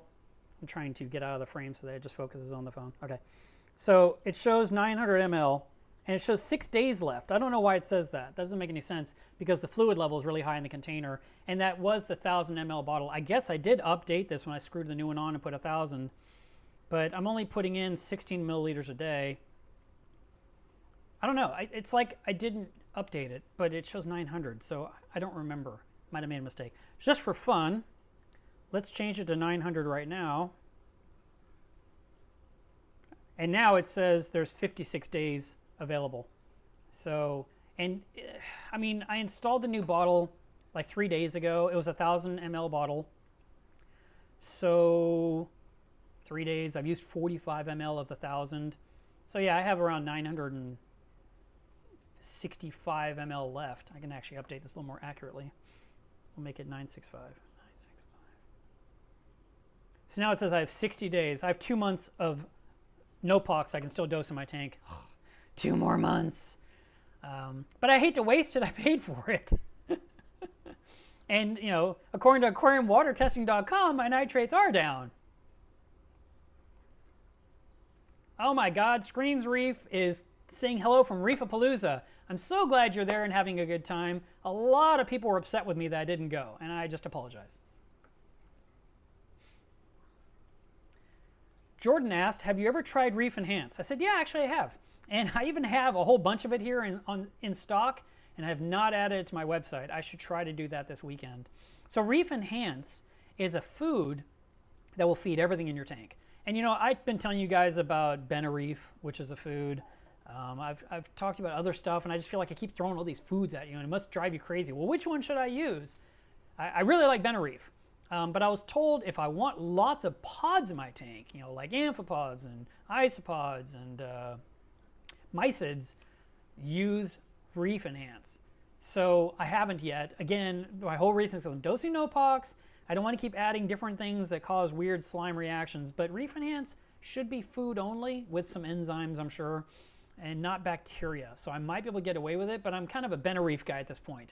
So, but I do have it in stock. I have used it. I used it, you know, on and off for a few weeks, but I didn't like stick to it really good to watch an explosion of growth of pods like I've been told will happen. So if you've heard that, you should be able to recreate that. I just haven't done that myself personally. Ah, speaking of Chicago, Aquashella is going to be in Chicago in October.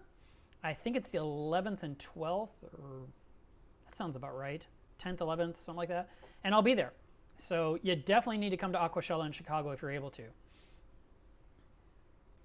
Michael Wells said, have you heard of any shows like RAP that are in the UK?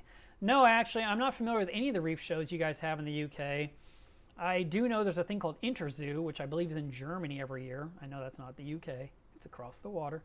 But there's that, and that's huge. It's a massive show, and there's only a small like saltwater area out of this complex of like dogs and cats and snakes and freshwater, and then some saltwater on the side. But that one would be a good one. But I don't know of anything else.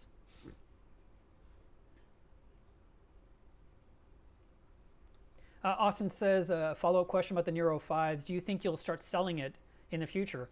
I haven't reached out to them. I sell Ecotech products, and Ecotech and AI are kind of friends. I think I have to do a minimum order, you know, like spend $5,000 to get some of their products. I could be wrong. But yeah, if I could sell it, I would, because I like that pump. Like I said, I've been using mine for 8 months. I think I installed it in December. So good little pump. It's been running just perfectly.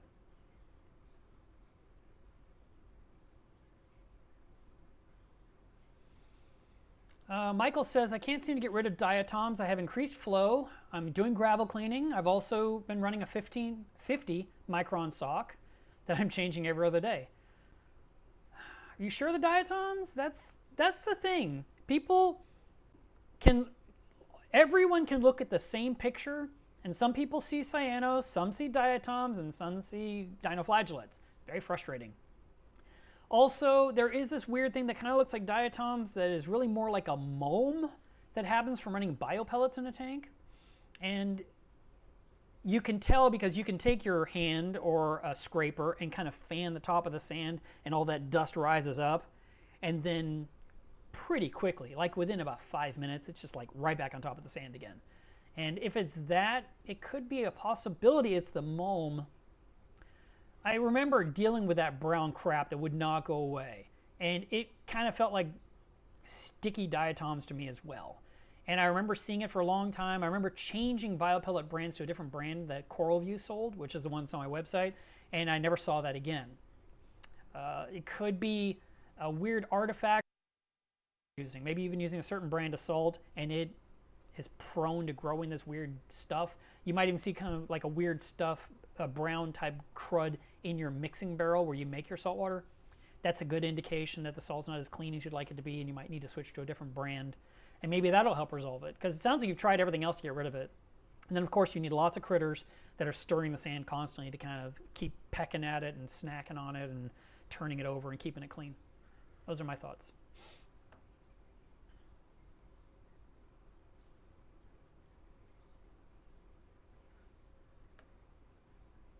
I want to answer that question, but I don't think I understand it. What is your top all-in-one nano tank for a starter, and then the pros and cons? I think one of the most popular ones is the, I don't know. I shouldn't even have clicked on this one. I really don't know the top one. There are a lot of different ones out there. I believe even Innovative Marine makes a nice one. Waterbox makes some small ones. Trying to think, I was going to say Oceanic, but God, I think Oceanic's gone. It shows how dated I am. I don't buy these all-in-one tanks. I tend to always get a glass box and add all my filtration underneath rather than hiding stuff in the back. So I'm not as in touch with or following that information as others are. So I can't tell you the top one. This might be a great thing to Google search, top all-in-one nano aquarium, and see what kind of results come back. There might be someone that did a top 10 list. Mad Hatter's Reef loves top 10 lists, and odds are he's done a video about that. So you might check his channel and see if it's on there. Just check Google, because Google is your friend. I had someone this week that said to me, can you please give me the link to your video about the lasers and give me a link of where to buy it? And I was, at the time I couldn't answer him. I just saw it pop up on my wristwatch, and then I was working. And then like the next day I said, well, by now I'm sure you've Googled it and you got the video and you saw the link to buy it no longer works because that company pulled their page down, so I don't know where to tell you to go. And he wrote back, no, I didn't have any luck finding it. And so I just said, did you Google laser Milev's Reef? And he said he did, which I know he did not, because I put in laser Milev's Reef in my Google, and the very first link was my video. And I took a screenshot and said, this is how you search. And I think sometimes we don't Google as much as we should. And that's me being super nice and not being a dick. It's so important that we try a little bit harder as individuals to quit annoying each other. And like I did the product, I did the release of the pre-orders of the Nero 5 cage, and I included the pictures and the link that tells you everything about it. And then of course one person wrote, how much is it? And all they had to do was just touch the link, and it would have told them in 1 second flat what it cost without even scrolling. And I'm just like, ah. So we should always try to find things. I always tell people to Google, and I often say Google whatever you're asking and add the word Milev or Milev's Reef to the end. That way if I've discussed it, or I've done a video about it, or I've written an article about it, you'll get that information. Because typically when I'm getting the answer, it's exactly what I type in Google. I type in Cyanobacteria miles reef, and then or Cyanobacteria milev, and it'll just show me a couple of my articles, and I can just paste you right to that. And that's probably why I'm so well found in Google, is because I've Googled myself a million times for all the things I keep resharing with you guys to help you in the hobby.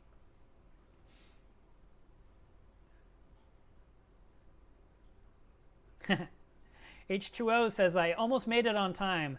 Well, we're like in overtime right now, so you are good to go. Cliffy Poos says, take lots and lots of money for Disney. You're not wrong. I do have a really empty credit card right now. Let's see. Hello, Pickle Boy.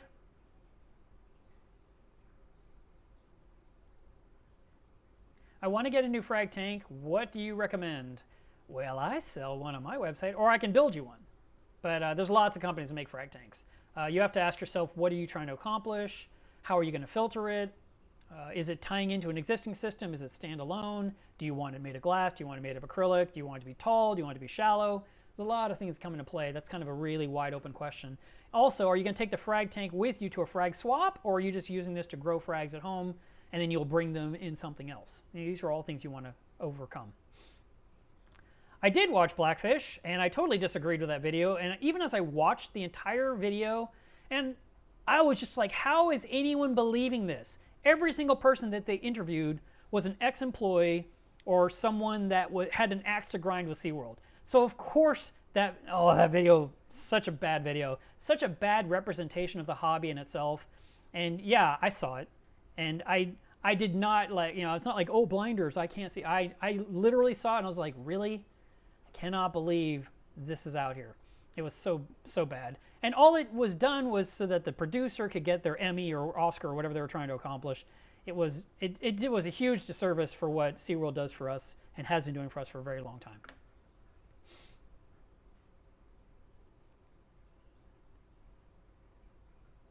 I see lots of Disney World recommendations. Thank you for that, guys. I'll be definitely reviewing this chat later. Ah, this is interesting. I am a certified scuba diver. That's interesting.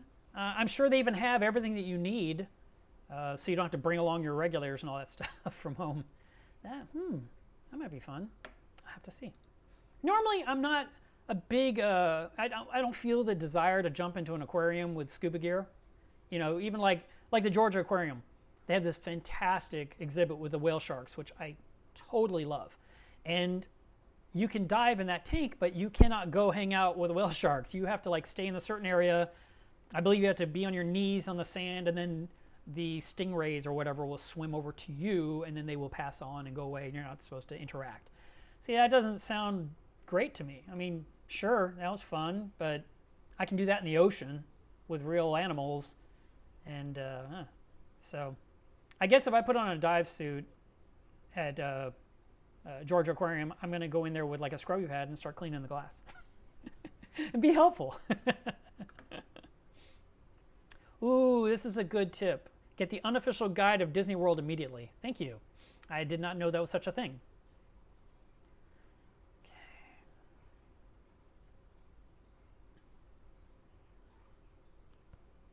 Oh, my neck just cracked.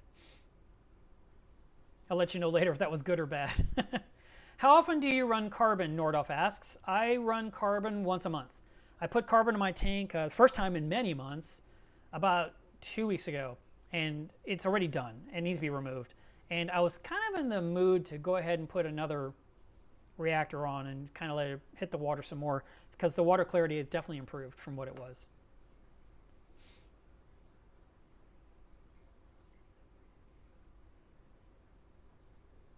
Debbie says, have you moved your hippo tang yet?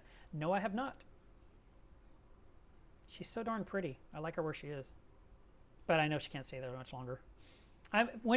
She is going to move when the frag tank gets reset, because I will take her out of there and I'll put her in the frag tank, which is a nice long tank. She can swim a longer distance. She'll be good in there for algae control too.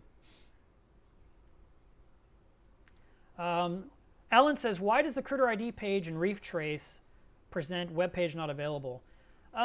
There is some kind of a delay that's happening because it's actually going and pulling the data right off my website, and they've been trying to overcome that. It shouldn't be not available. Let me see if it's not available on mine right now.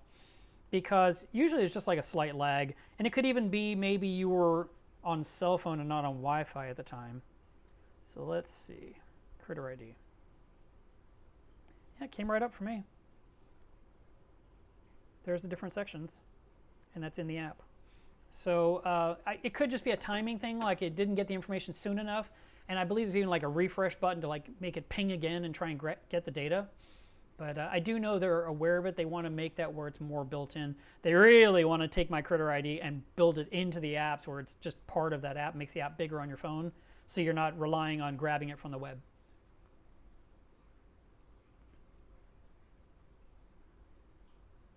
Oh, thank you. I see.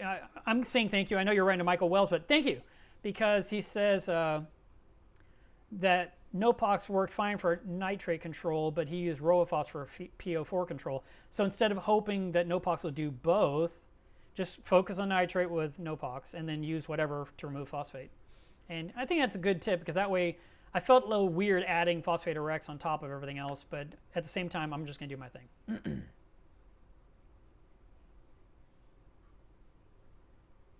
Huh. You guys are all saying the volume's a little bit low. I noticed recently that something I played back, there was a lot of clipping. It was like I was too loud in the mic, so I don't know.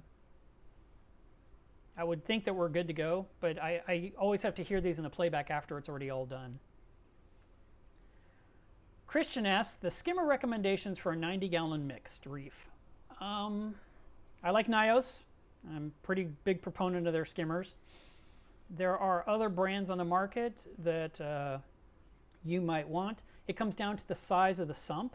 You know, are you running a sump? Are you putting it on the back of the tank as a hang-on back? Or is it one that can sit inside of a sump? And then how much space are you going to allocate to that sump for the skimmer? Because they have these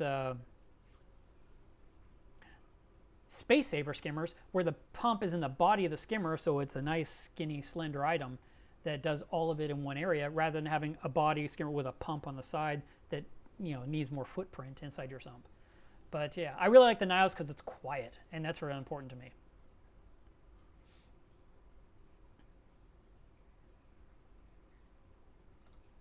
Max C says, when you use Phosphate Rex, do you use a 5 micron sock? I use a 10 micron sock to capture the precipitation of the flocculant. I've heard that it precipitates salts that are toxic for fish. It's not salt. It's what it's doing is it's turning the solids, you know, it's turning the phosphate into a solid so it can be exported in a sock or a protein skimmer. And it is possible that it can irritate the gills of fish. That is where I was saying earlier in the stream that some people have encountered a problem where I've never seen that problem ever in all the times I've used it. And I've used it so many times that I don't really know what's going on there, why this is happening to a very small group of people. But I sell a lot of Phosphate Rex, and I haven't heard any bad negative feedback. You know, there's the occasional post I'll read something on Reef to Reef, or I'll see something in a group. I would think if it was a really big problem and a lot of people are having problems, everyone would be talking about how problematic it is. Almost always when I see any kind of warnings about lanthanum, they're talking about lanthanum. They're not talking about Phosphate Rex. They are talking about the actual stuff called Sea Clear, which is a pool product to remove phosphate from a swimming pool. And people are mixing up their own like mad scientists because it saves them money. But I have been a big fan of Phosphate Rex. It's already mixed the right strength. It's in a small bottle where you just drip it in and you're done. And almost, like I said, almost all the times where I hear, oh no, you have to be super careful with that, they're talking about lanthanum, the actual physical, someone had a product, a liquid or a powder, and they made their own, which of course you got to be more careful of that, because now you're kind of adding a lot of risk to what you're doing.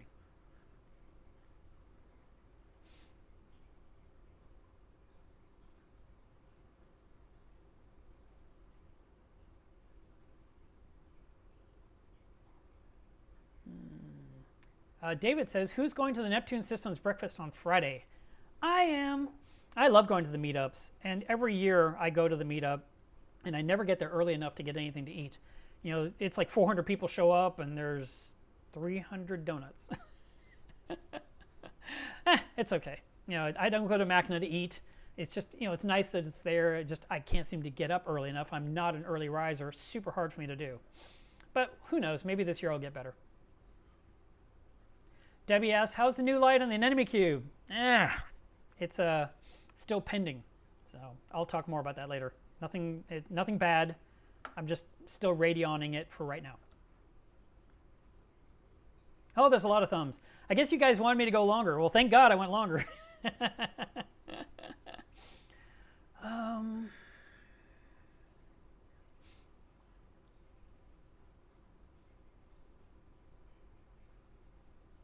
Okay, David, I'll add it to the website this weekend, and that way you'll be able to get it. And you'll get your brand new shiny coaster from Milev's Reef. Woohoo! That'd be awesome. I'll get it done.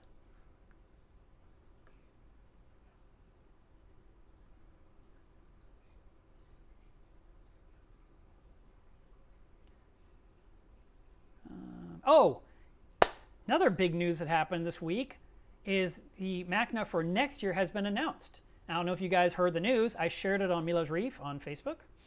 And MACNA next year is going to be in Phoenix, Arizona. And yes, it's going to be very hot there, but the place has AC. Every MACNA I've ever been to has AC. So don't even think about temperature or the time of year. It doesn't matter. The good news is next year it's in Phoenix. So if you couldn't go to the one in Florida this year, go to Phoenix next year. Always try to make plans to go to MACNA. That is your chance to learn a whole bunch in 3 days flat. And I highly, highly, highly recommend it. So huge news. And I'll tell you this.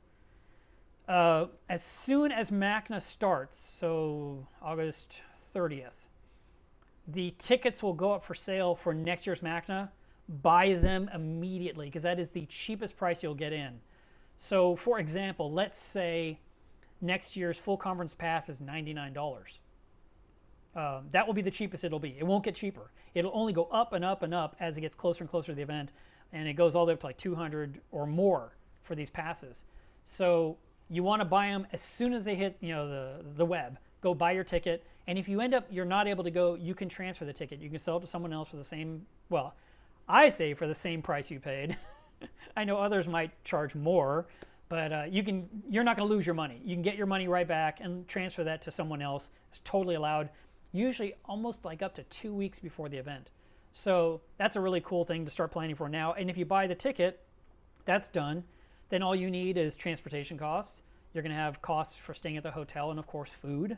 And then finally, it'll be whatever you want to buy at MACNA. That's where you're going to spend money. So that's something exciting to look forward to.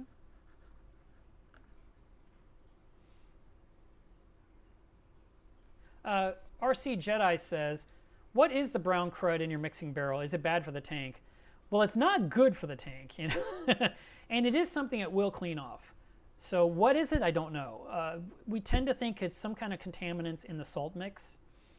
Typically our water we're using is RODI, so it's pure, so we can't blame our own water. So normally it's something to do with the salt mix. Or maybe even during the process of mixing the oxidation with the air, that something's happening. But you can clean your barrel with bleach water, and it's a 10-to-1 ratio. So 10 parts water to 1 part bleach. And you just scrub everything down with that. Clean the pump, clean the tubing you use to pump your water out. You can actually submerge all that in the bleach water and just let it run. And then, an hour later, take it all apart, drain it all, wipe it down, with a, grab a t-shirt or a really good sponge and really clean all the walls super well. And then let everything air out for 24 hours outside in the sunlight because the sunlight dissipates the chlorine from bleach. And then it's brand new clean. You'll get 0 TDS measurements when you first put the RODI water in, and your barrel will be nice and clean. And then when you add your salt, hopefully the barrel won't be brown. Now, I do want to point out, a lot of you guys go to fish stores and you buy livestock, and when you're there, you probably see there are big containers of salt water and fresh water that they are selling to you. And if you look closely, a lot of those barrels are just filled with brown. So it happens to everyone. It's not like you're doing something wrong. They just periodically need to remove those containers, take them to a car wash, pressure wash them clean, and then refill them. And it's the same for us with our trash cans or our poly tank like I have behind my reef. I have to clean it once a year and get it back to its nice, pristine self for a reboot. Just like everything else in our lives, nothing stays forever.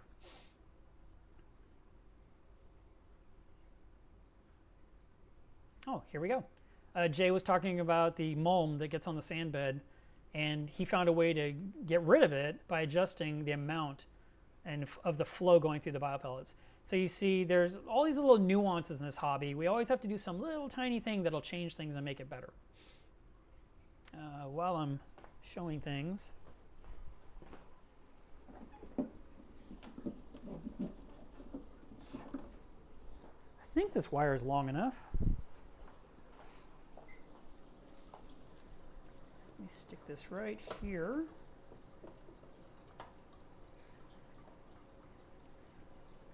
I don't know if that's in the frame or not. Hopefully I don't hear cook-prunk, because that would mean it went into the water. Let's see. All right, so in this video you're looking at now, you're looking at a close-up, because that's where the camera's sitting, of the base of the Clearacy, and you can see the water trickling out of my emergency drain right now. That's super low, because it's intentionally barely being used, but it makes the tank nice and quiet. So I'm going to have a piece of pipe. I'm going to go over there now so I can kind of demonstrate. And I can hold the camera and kind of back it up a little bit. So the Clearacy is on a stand, and I'm hoping I'm holding this camera at the right angle. And then what I'm planning to do is run a pipe from here to an elbow, and the elbow goes to that, and that's it. I do think I need to do some gluing just so it doesn't like push itself apart when water's flowing through it, but that will be my feed that sends water into the Clearacy for the next few weeks to see how she operates.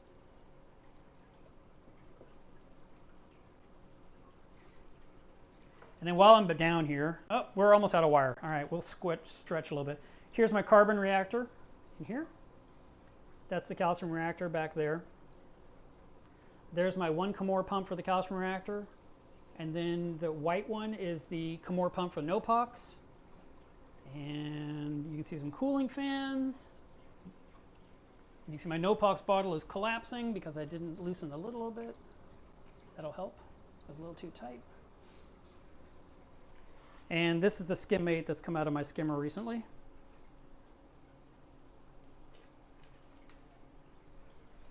So that's that. And I'll show you what you guys look like. That's the studio, guys. You're on screen. This is why it's so hard for me to find anything on my desktop.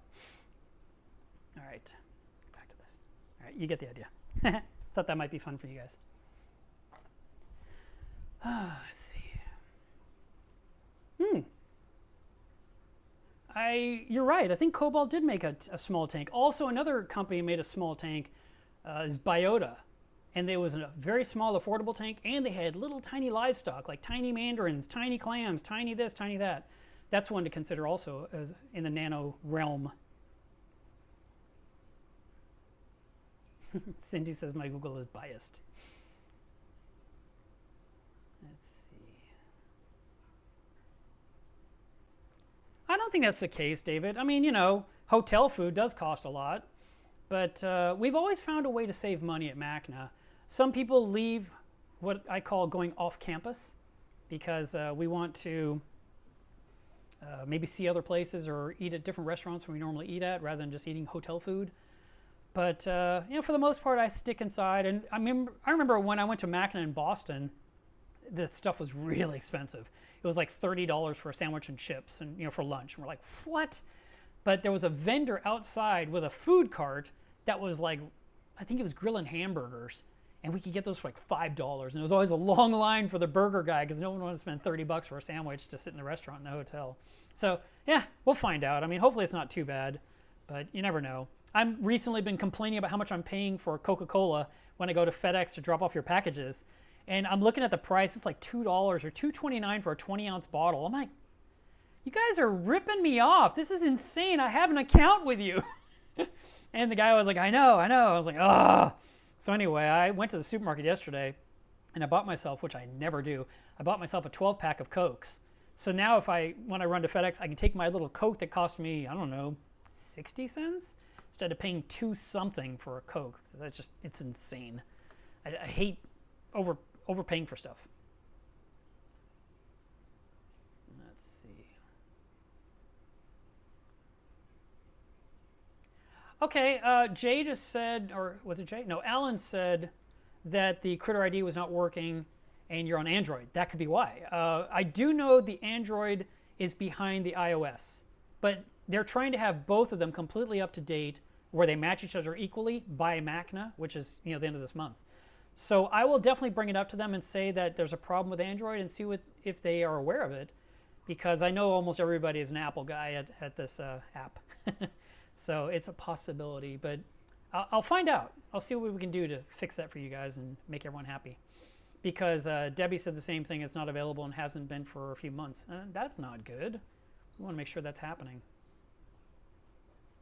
Oscar, I'm glad these live streams are helping when you're driving to give you something to listen to. Oh, also, there's a new podcast that came out about 3 weeks ago, really quietly, called Skimmate.com. And so it's an actual podcast that goes to iOS and to Android. And it's Rich Ross, who works or worked at the Steinhardt Aquarium. I think he still works there. He's got other things going on now. I'm just not sure if he's doing that part-time or how he's doing everything, because there's no way he can do everything. But he's doing this podcast with Terrence Fugazi from Apex, from Neptune Systems. And so they've decided to do this podcast, and they wanted to do a podcast that wasn't connected to any company. They wanted to just have their own show where they can just have fun and they sound great. He bought a bunch of good gear, and they sound like they've been doing podcasts for years. I mean, you're not going to be let down. They're very fun and enjoyable to listen to. So that's a new one, and it's easy to find, Skimmate.com.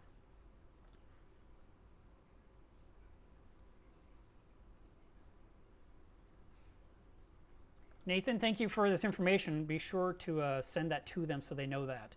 That's important to know.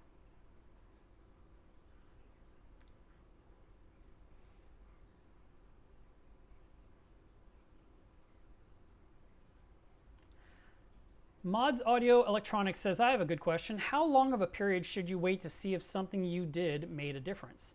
As in adding more flow or changing lighting intensity for algae issues or die-off?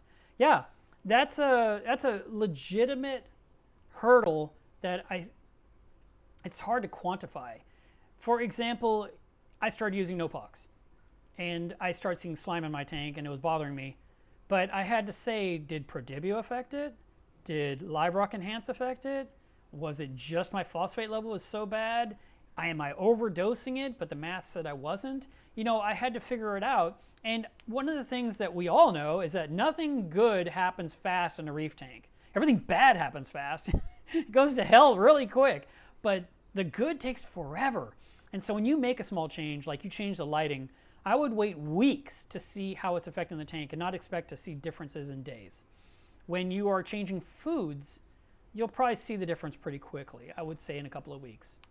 When it comes to adding a product, you might have to wait 6, 8, 12 weeks to know if it really did anything, which is one of the reasons I feel like when anyone does a product review, they should have been using it for months before they do the review, unless they absolutely have, ironclad proof that they can show the result they got in that rapid time.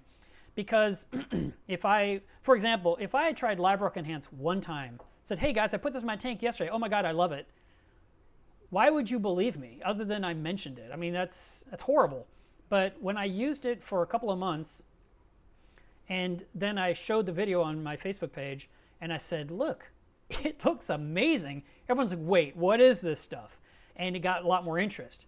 And the only regret I have is that I didn't film how bad the tank looked before I started. And I didn't expect these amazing results. I literally was like, all right, I'll try it, and someone else had used it in their tank, and they posted on Facebook, hey, my tank looks so much better. And I was like, what are they talking about? And I walked over and I looked at the tank. I was like, oh my God, my tank looks amazing. And then, people came over and like, yeah, that tank looks great. So I started using it in my reef too. And then, Dwayne was here, and he was looking at my rocks, and he was looking in the system. He's like, man, your rock does look really clean. That's so weird. So I made him take a jar of it with him to try out in his tank, which of course he was, leery about because he has a beautiful SPS reef. But he's used it a few times, and he's on board now as well. But it's hard to know things quickly. Usually it takes some time. And so thank you for asking that question, because yeah, I would say waiting 3 to 4 weeks on anything is reasonable. Some things are going to take even longer, 8 weeks, 12 weeks to know the difference. When I was dosing vodka many years ago to lower nitrate, I followed the recipe specifically. I talked to the author of the article repeatedly. He kept saying, Mark, I can't believe your nitrates haven't come down yet. That's crazy. This shouldn't be happening. It should have taken, 12 weeks. It took 7 months. But then on that final day, the nitrates just dropped like a rock. It was amazing. I was like, okay, it works. And I was so happy. It sucked. It took so long, but it did the job. And I just was very dogmatic about staying with it and not giving up and not going another route. I was like, and just like I've been doing with the Nopox, I'm like, I want to see if it really will work. I just hate the side effects. Thank you for asking that question.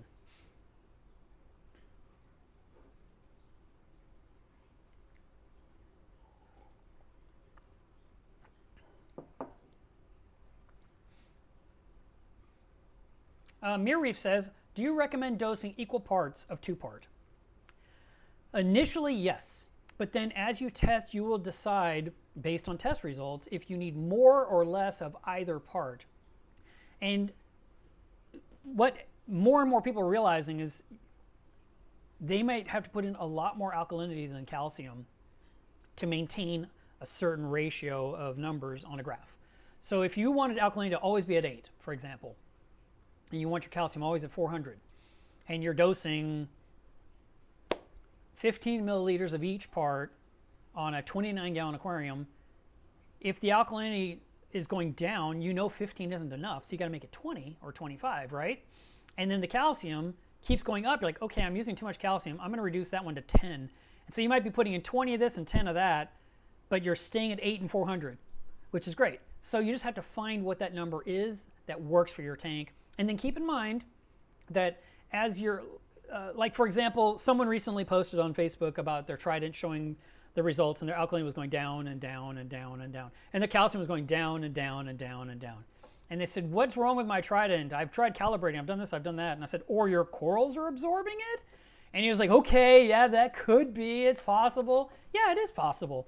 And so as the corals grow and as they get larger in your tank, and I don't mean like a frag grew a little tiny 1/4 inch, but if you have a golf ball sized coral that has grown into a softball sized coral, that's going to absorb more calcium and alkalinity from the water. And if you have several of them, then that initial amount of alkaline and calcium you're dosing is no longer sufficient to maintain the larger mass of the corals. So now that you got bigger corals, they need more of the fluids added, and you might find that you're adding 30 milliliters and 19 milliliters of calcium to maintain 8 and 400 again. So these are just random numbers. Please don't just sit there and say, I used 20 because you said use 20. Make sure the math fits your tank. But I hope that that was, the thought process behind it helps you. Okay. Oh, we lost Terry. She had things to do. I get it. I kind of have things to do too.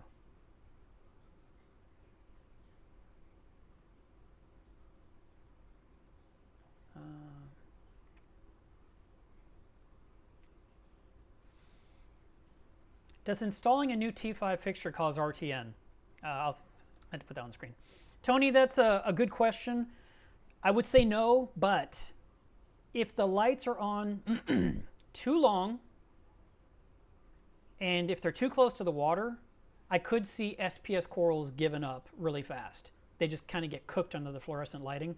So I would have to say, how long is your light cycle? Like, is your lighting period 7 to 9 hours a day, or is it 12 to 14?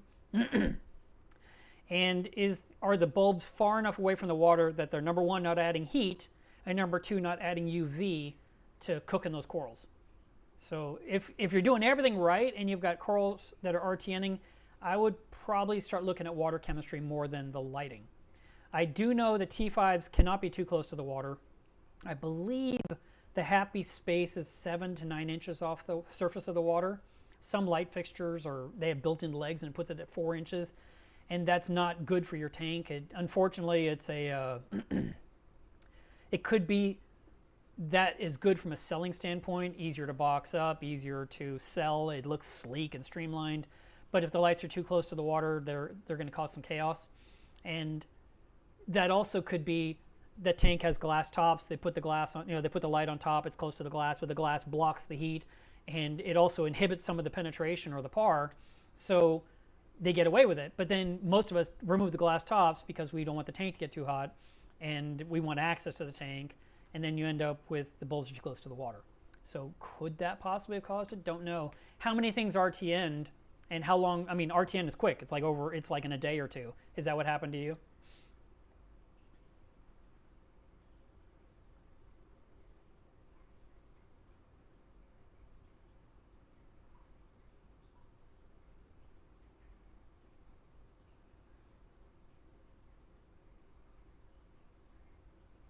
Robert says, I use white vinegar to clean the barrel. You absolutely can use white vinegar. You can use white vinegar, you can use bleach water, you can use muriatic acid if you're crazy like me, and you can also use a super strong version of peroxide. I think it's like 10% or something. You have to find it on Amazon. Very, very caustic stuff. Definitely does the job. A small bottle did my huge 265-gallon poly tank, but if you get any on your skin just instantly turns white and it doesn't rub off. It's like your skin has been altered, and you have to wait for it to like grow new layers of epidermis underneath to force the white off. It's kind of annoying. It'll be there for days.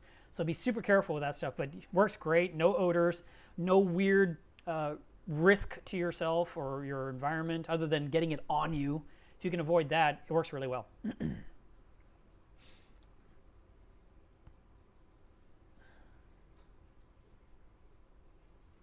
Debbie asked if there is a resin you can use to remove silica.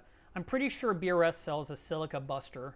Aqua FX probably does, and the big one, the people out of Phoenix,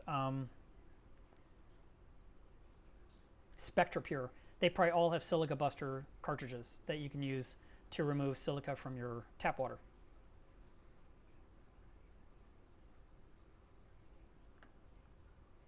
Danny, I'm sorry to hear this. He used quantum phosphate remover, done exactly as the measurements they recommended of the Acropore, got angry fast and started stripping, so I'm disappointed with myself. It sucks when you try something new and you're trying to make things better and you get punished that something went wrong. When you're using a brand new product, it is smart to use less of it initially. I mean, for example, the Nopox. I reached out to the people at Nopox and I said to them, you know, here's what I've done. I wrote a whole paragraph explaining everything to give them as much information as possible. And then they came back with, well, you're only supposed to use this much, which the number was 54. And I said specifically, I only used 40 per day. So I used less than what they recommended, and yet they're saying I should have been using 54, you know, not more than 54. And I was like, I never said I used 60 or 80 or whatever. And the point is that I used less than the recommended amount. And I also, you know, same thing with biopellets and other products on the market. People like will say, you know, use it at half strength and see what happens. You know, use it a couple of times rather than using all at once. And that's a smart move. And you know, so in the future, if you decide to continue using quantum phosphate remover, then I would use it at 50% strength and see what your tank does, see how everything responds, and if it looks good, maybe it increase to 75% of the dose they recommend, or maybe 50% is perfect for you and does exactly what you need. And I am sorry that something didn't go right. That sucks.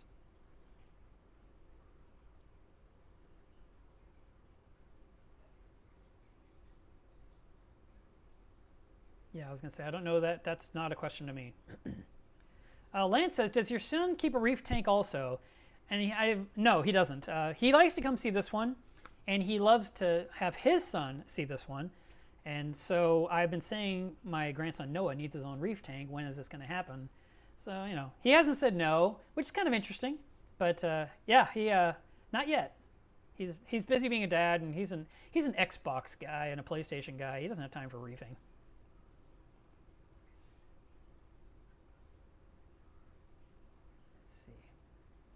Can you sell a 75-gallon a day RODI system? Or no, a good place to get one. The ones I sell are 100 or 150. I don't even have a 75-gallon a day membrane, and my supplier doesn't carry them. Because I thought, what if the random person wants a slower one? But no, I don't. I'm sure BRS sells it. Matter of fact, that might be their default RODI. It might be 75. And so you could get it there.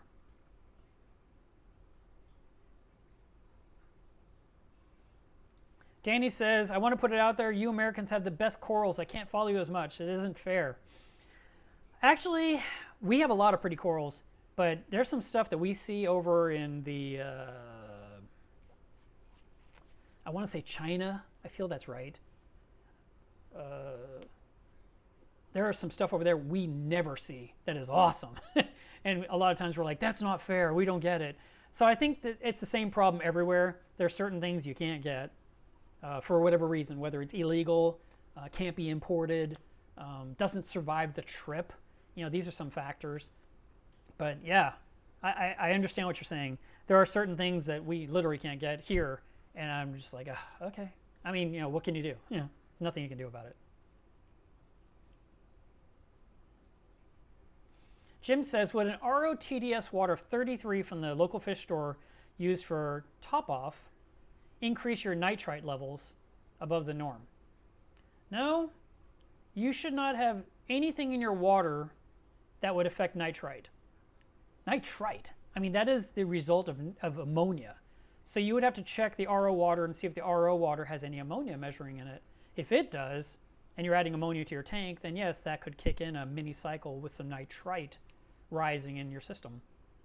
And then of course the nitrite should convert into nitrate. I mean, that's exactly what our tanks do all the time.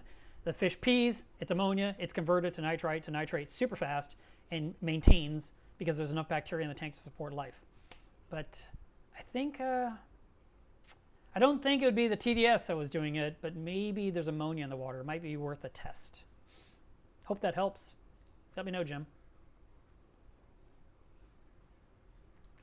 DeWeasel, I have so many different shirts, it's a crime. I mean, seriously, I have to go through and choose what I'm going to wear each week. And I actually got the Facebook shirt at Facebook. I visited there, I checked in on Facebook, at Facebook, and I bought the shirt, and I bought a blanket that had Facebook on the side because I'm a huge Facebook nerd. And I really enjoyed that place, and it was a really cool tour. And so yeah, I wear that shirt from time to time. But I wore a shirt 2 months ago when I talked all about Neptune products, and a couple people's like, oh, congratulations on your new job at Neptune. And I'm like, I went to their meetup, I go to MACNA, I get free shirts, I put them on. If I'm talking about Apex, I might as well wear an Apex shirt. You know, today I'm wearing this guy because it's a fun shirt and there was no real specific topic, so I thought it would work.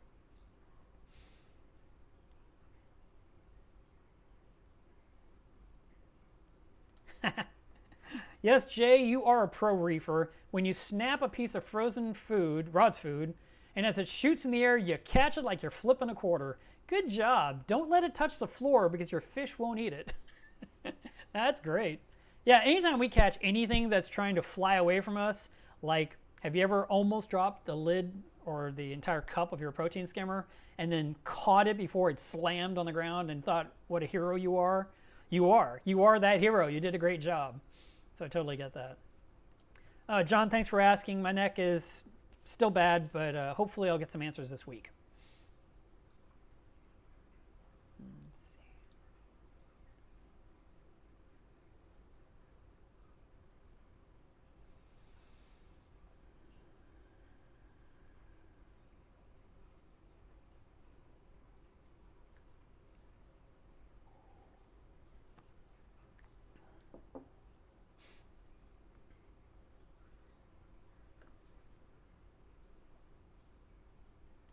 Natal says, I find that keeping things stable using the Triton method is not as simple as it seems because it relies on everything being exactly the same all the time.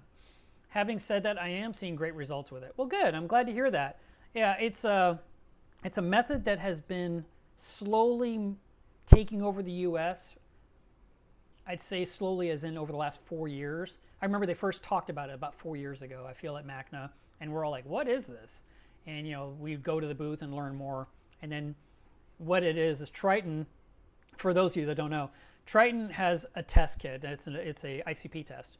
And you would send in your water sample. They give you this huge report, and then they tell you you should use more, you know, this much of Triton 1, this much of 2, this 3, this 4, or A, B, C, D, or whatever it is. And they will tell you exactly how much you need. And then, you know, in a couple of months, you send in another sample, and they do it again and again. They heavily rely on the refugium. They're not as reliant on protein skimmers. They're trying to get away from water changes, so you don't have to do water changes at all, and just maintain all the proper balances based on testing and using their different additives to make minor corrections to have a nice healthy reef tank. And it's a very interesting method, and I'm sure some people are going to embrace it and love it. And like Natal said, I mean, it's kind of tricky because nothing is going to stay exactly the same. There's always going to be some small change in your system. You might add some new fish and add to the bioload. You might have corals that grow massively. You could have corals that die off. And as these things happen, it changes how everything's being absorbed or not absorbed, and which affects all of the dosing rates. So it can be a little bit of a challenge. I agree with him.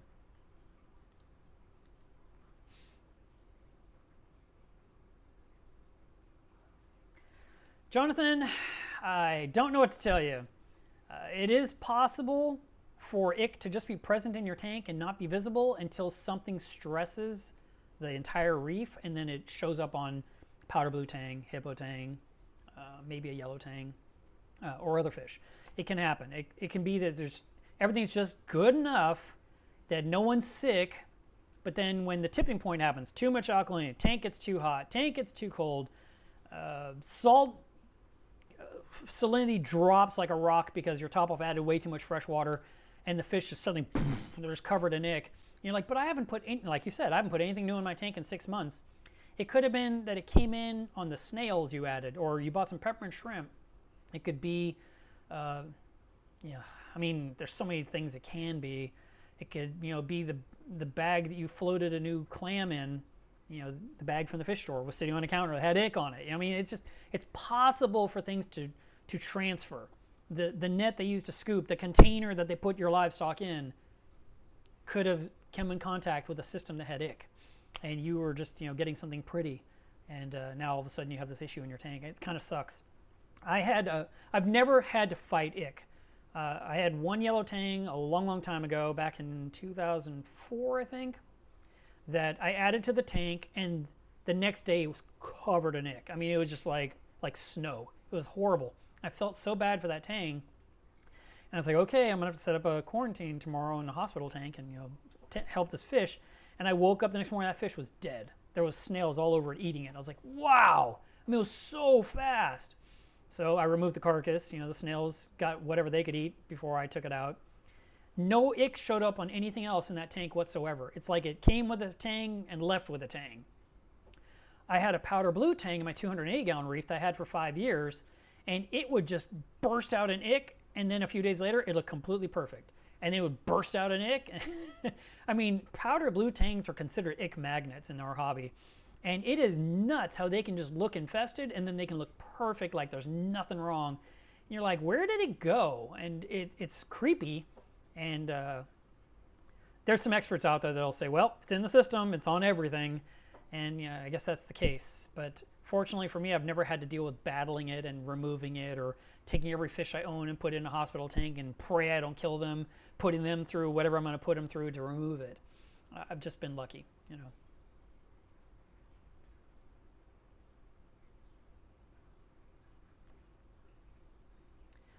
Cliffy Poo says, I love that name.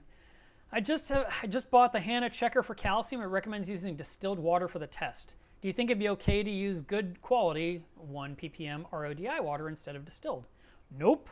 If they say use distilled, use distilled. You can buy a gallon of distilled water at the supermarket or at Walmart for like 50 cents. You can make your own if you want to be even cheaper, but you're going to have to take the steam that you catch from a boiling pot of water. You have to put it through a condenser with a chilled water jacket to collect your own distilled water. But it's just easier to buy a half a gallon or a gallon. And 1 gallon will probably last you 10 years. By the way, distilled water has another practical use in your household. You can use it on windows. And that way when you're cleaning your windows, you clean with distilled water, you won't get any water spots. But the other place you can definitely use distilled water is inside your iron when you're ironing shirts and other things. So, because it doesn't leave water deposits on the bottom of the iron. So it is good to have some. Just go get some. I wouldn't use something else. When they tell you to use something, use what they say.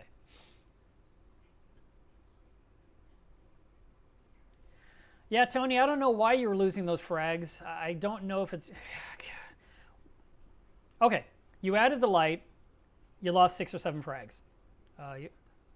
I assume these are all little tiny 1-inch frags. The question is, how old were the frags? Were they recently all dipped in some solution to kill pests and you put them in the tank, they were new and it was just all coincidence? Or did you really have a light bulb that just cooked all your SPS frags? I mean, it's possible. It could be. I mean, if the light was on too long, that would be a problem for some corals that aren't ready for that.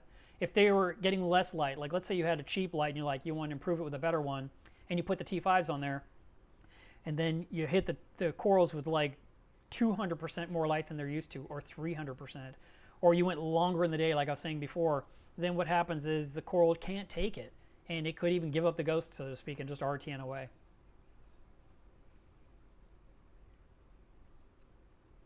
007 made it live to the live stream. Congratulations.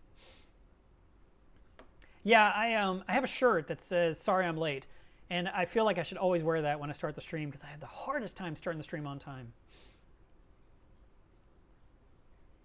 Hey, Keith, I'm so glad you got your order. Thanks for the shout out.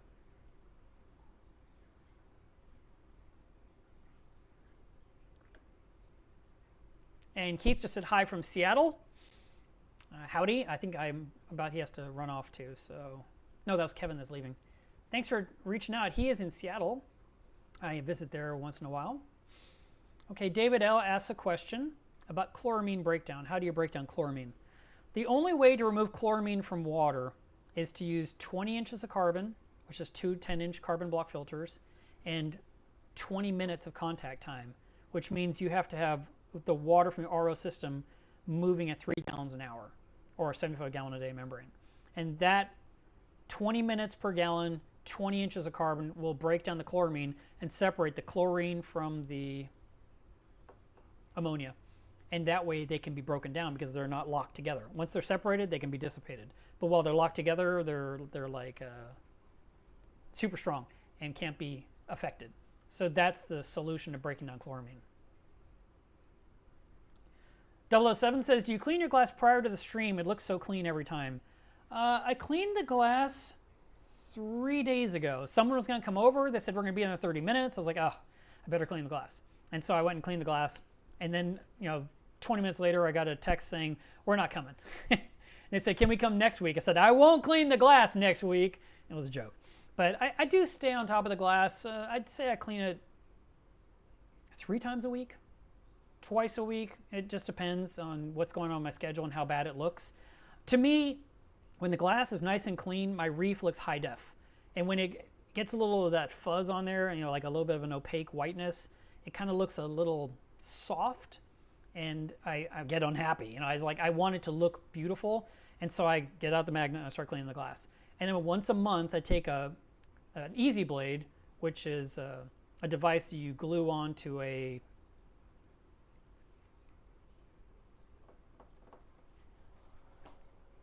I can't think of the name of the brand. The Mag Float. So this is the one side of Mag Float, this is the other side. This is the large Mag Float. And then this is the Easy Blade attachment I glued on forever ago. And then inside of it, there is a razor blade that has 2 sides. So I used it the other day. And here's that blade. And I don't know if you can tell. Well, maybe you can't. See? There's a little bit of rust right here. So that side's no good. This is this side that I used to clean all the glass on both tanks, on the Anemone Cube and on the 400-gallon reef. And then normally I would take it out and I'd rinse it off instantly, and I didn't because they were coming over, and I just quickly set it aside, and so it's been sitting there rusting. So what I'm going to do is I'm going to clean it, of course, and I'm going to apply some oil to it, and then I will be using the other side that is intact for the next time I have to clean the glass. So I get 2 months out of each blade because I get 2 complete passes of everything. So I need to definitely get this taken care of today. So that way I have a nice blade and I don't have to waste it. But I would never leave this in the tank. If you leave an Easy Blade or some kind of a razor blade type scraper in your tank in the water, a lot of times where the magnet is sitting on the glass and the blade is touching right there, you will see, when you move it, there'll be like a rust line on the glass, and you're like, I'm going to get that off the glass. So Make sure that you always remove your blades, rinse them off, put them aside, put them somewhere safe so no one gets hurt.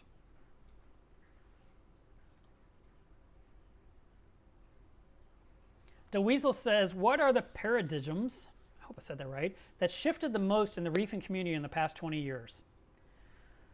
A lot more people are getting help online. 20 years ago, everyone was reading books. That would be a huge shift, right?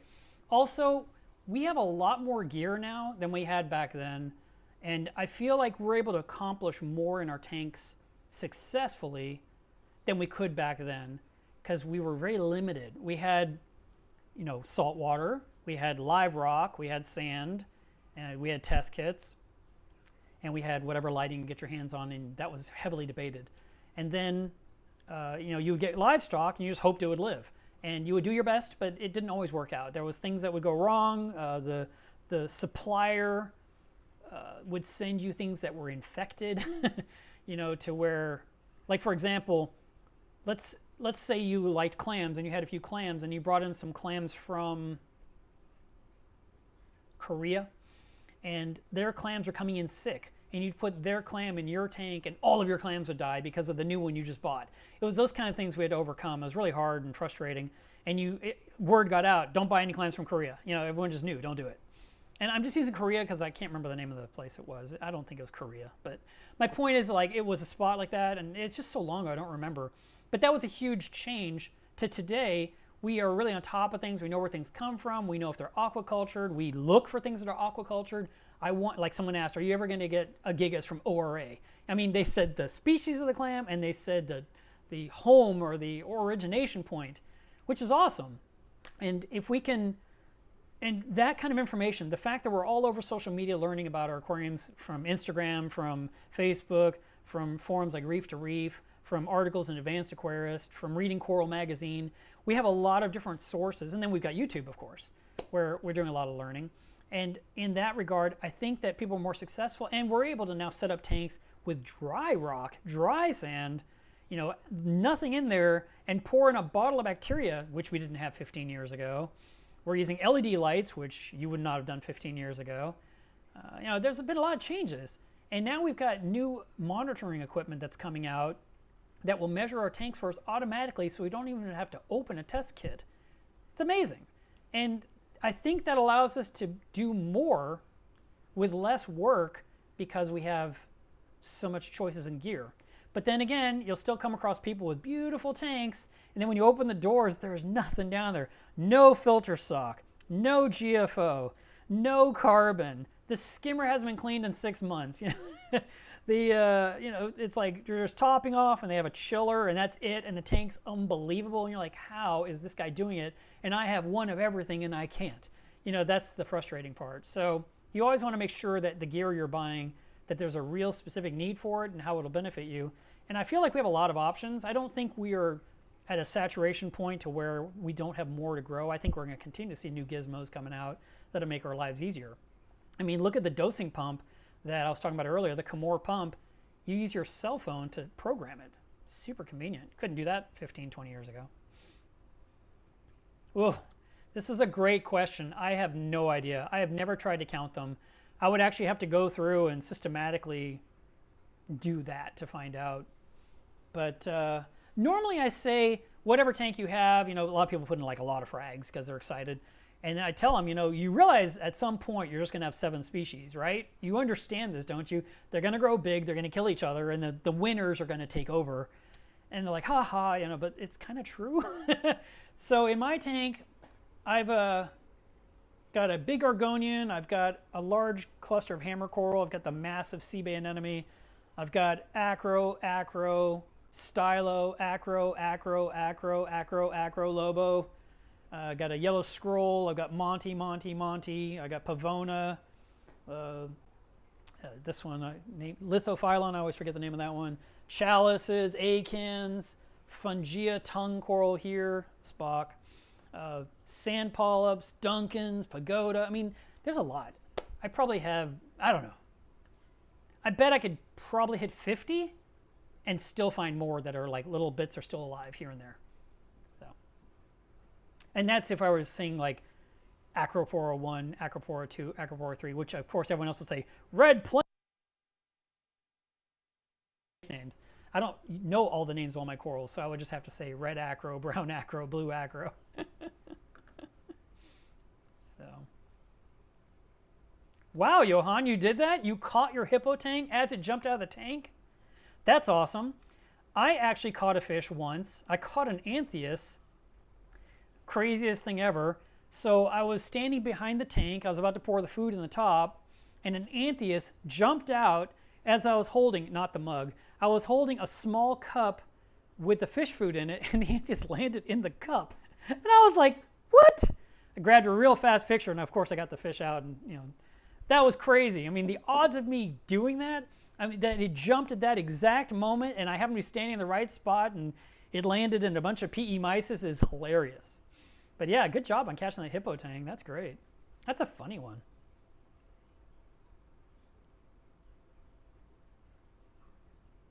Okay. I see we're losing people. I mean, how long can you sit through a live stream? I get it. We've been talking a long time. I feel bad. I need to wrap this up, but I still have more comments to read through. Okay. Sunny Gould is here from the Czech Republic. Check that out.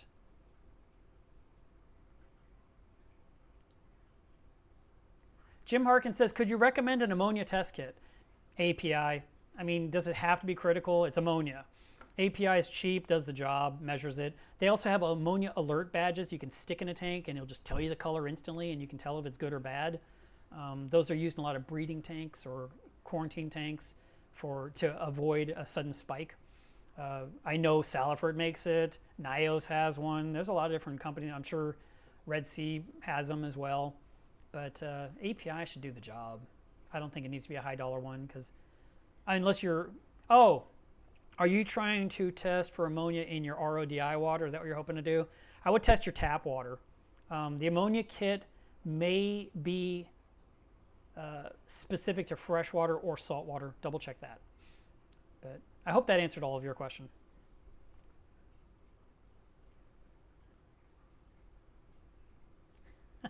Aha! Now I know where the name came from. It's your wife's fault. She must love you, Cliffy. I love that. That's great.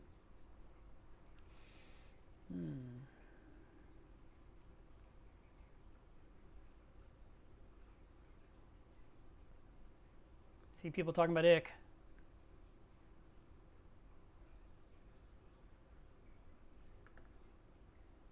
Look at this guy multitasking. I just bought a 3-headed toxic green hammer while watching the stream from the LFS. Way to go, buddy. That's awesome. It's good that you have a good signal in there.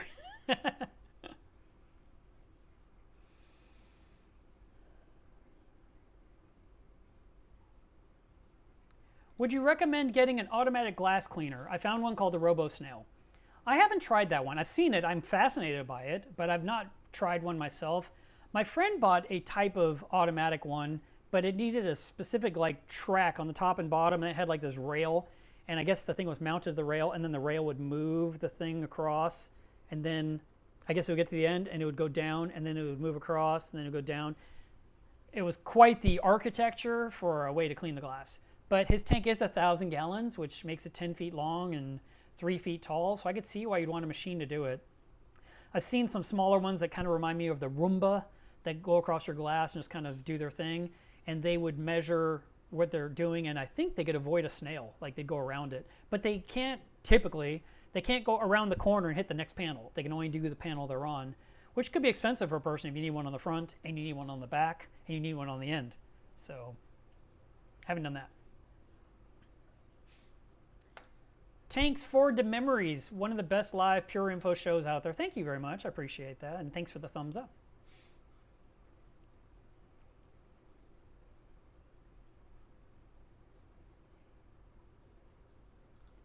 Keith says, I'm planning a new tank for next year. It'll be 6 feet long and 2 feet tall. What is the big difference between 18 inches and 24 inches front to back? My last big tank was a 90. Well, your 90 gallon was 18 inches front to back. So if you're going with a bigger tank and you know what your 90 looked like. All you're doing is adding 2 more feet to the end. So it's going to be the exact same situation. A lot of people really prefer the deeper tank front to back because it lets you put more stuff toward the back and create that open sandy space in the front, which is a spot that you can put clams and acans and chalices and some of the pretty stuff and see all the invertebrates doing their thing on the bottom. So if you can go 24, do it. This one behind me is 36 front to back. And a lot of people can't tell because my reef isn't, you know, if we're looking at the end of my tank, my reef is right here in the middle. So it doesn't touch this glass and it doesn't touch this glass. And because of it, when you're looking at the front of my tank, you're thinking, oh, it's not really that big. And then they turn the corner like, oh, okay, I see it now. Because now they can see how wide the reef actually is, 3 feet wide. And, you know, that's kind of my fault. If I had put the reef toward the back, people are like, oh my God, I love your 400. Because, for example, Sanjay has, I believe, a 500-gallon tank, and it might be 4 feet front to back, and his reef is way back there, and then it kind of comes around to the front. It's really pretty. And, you know, I'm a little jealous I can't do that with mine, but I like the peninsula type situation I have where I can see corals on either side, and, you know, I have the mountain and I don't have it leaning against the edge of my tank. So I would recommend 24 if you could do it. Plus, you've already done 18. It's time to go bigger.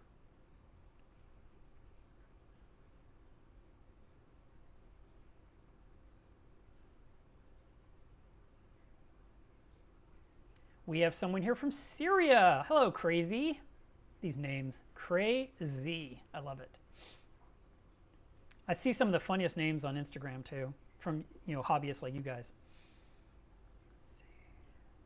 Oh, I'm at the end of the comments. Jay says, fish store employee, hi, can I help you? The answer is like, no, Mark's answering my questions on the live stream. I'm good. I'm just in your pocket. Ariel, I would say no. If your nitrates are 25, I would suggest you do a 50% water change and knock them down to 12.5. That would be my recommendation. You didn't say what size your tank was. Hopefully it's not a 400-gallon like mine, but you can cut them in half with 1 water change. So I would do that. And the only reason I say that is because I've been doing no-pox now for almost 5 months, and I'm tired of the slime that I'm dealing with inside my sump, and inside my skimmer, and inside my overflow box, and, you know, inside the refugium, and on the baskets or the strainers going into my pumps. It just has to stop. So yeah, I would not recommend that. Sorry.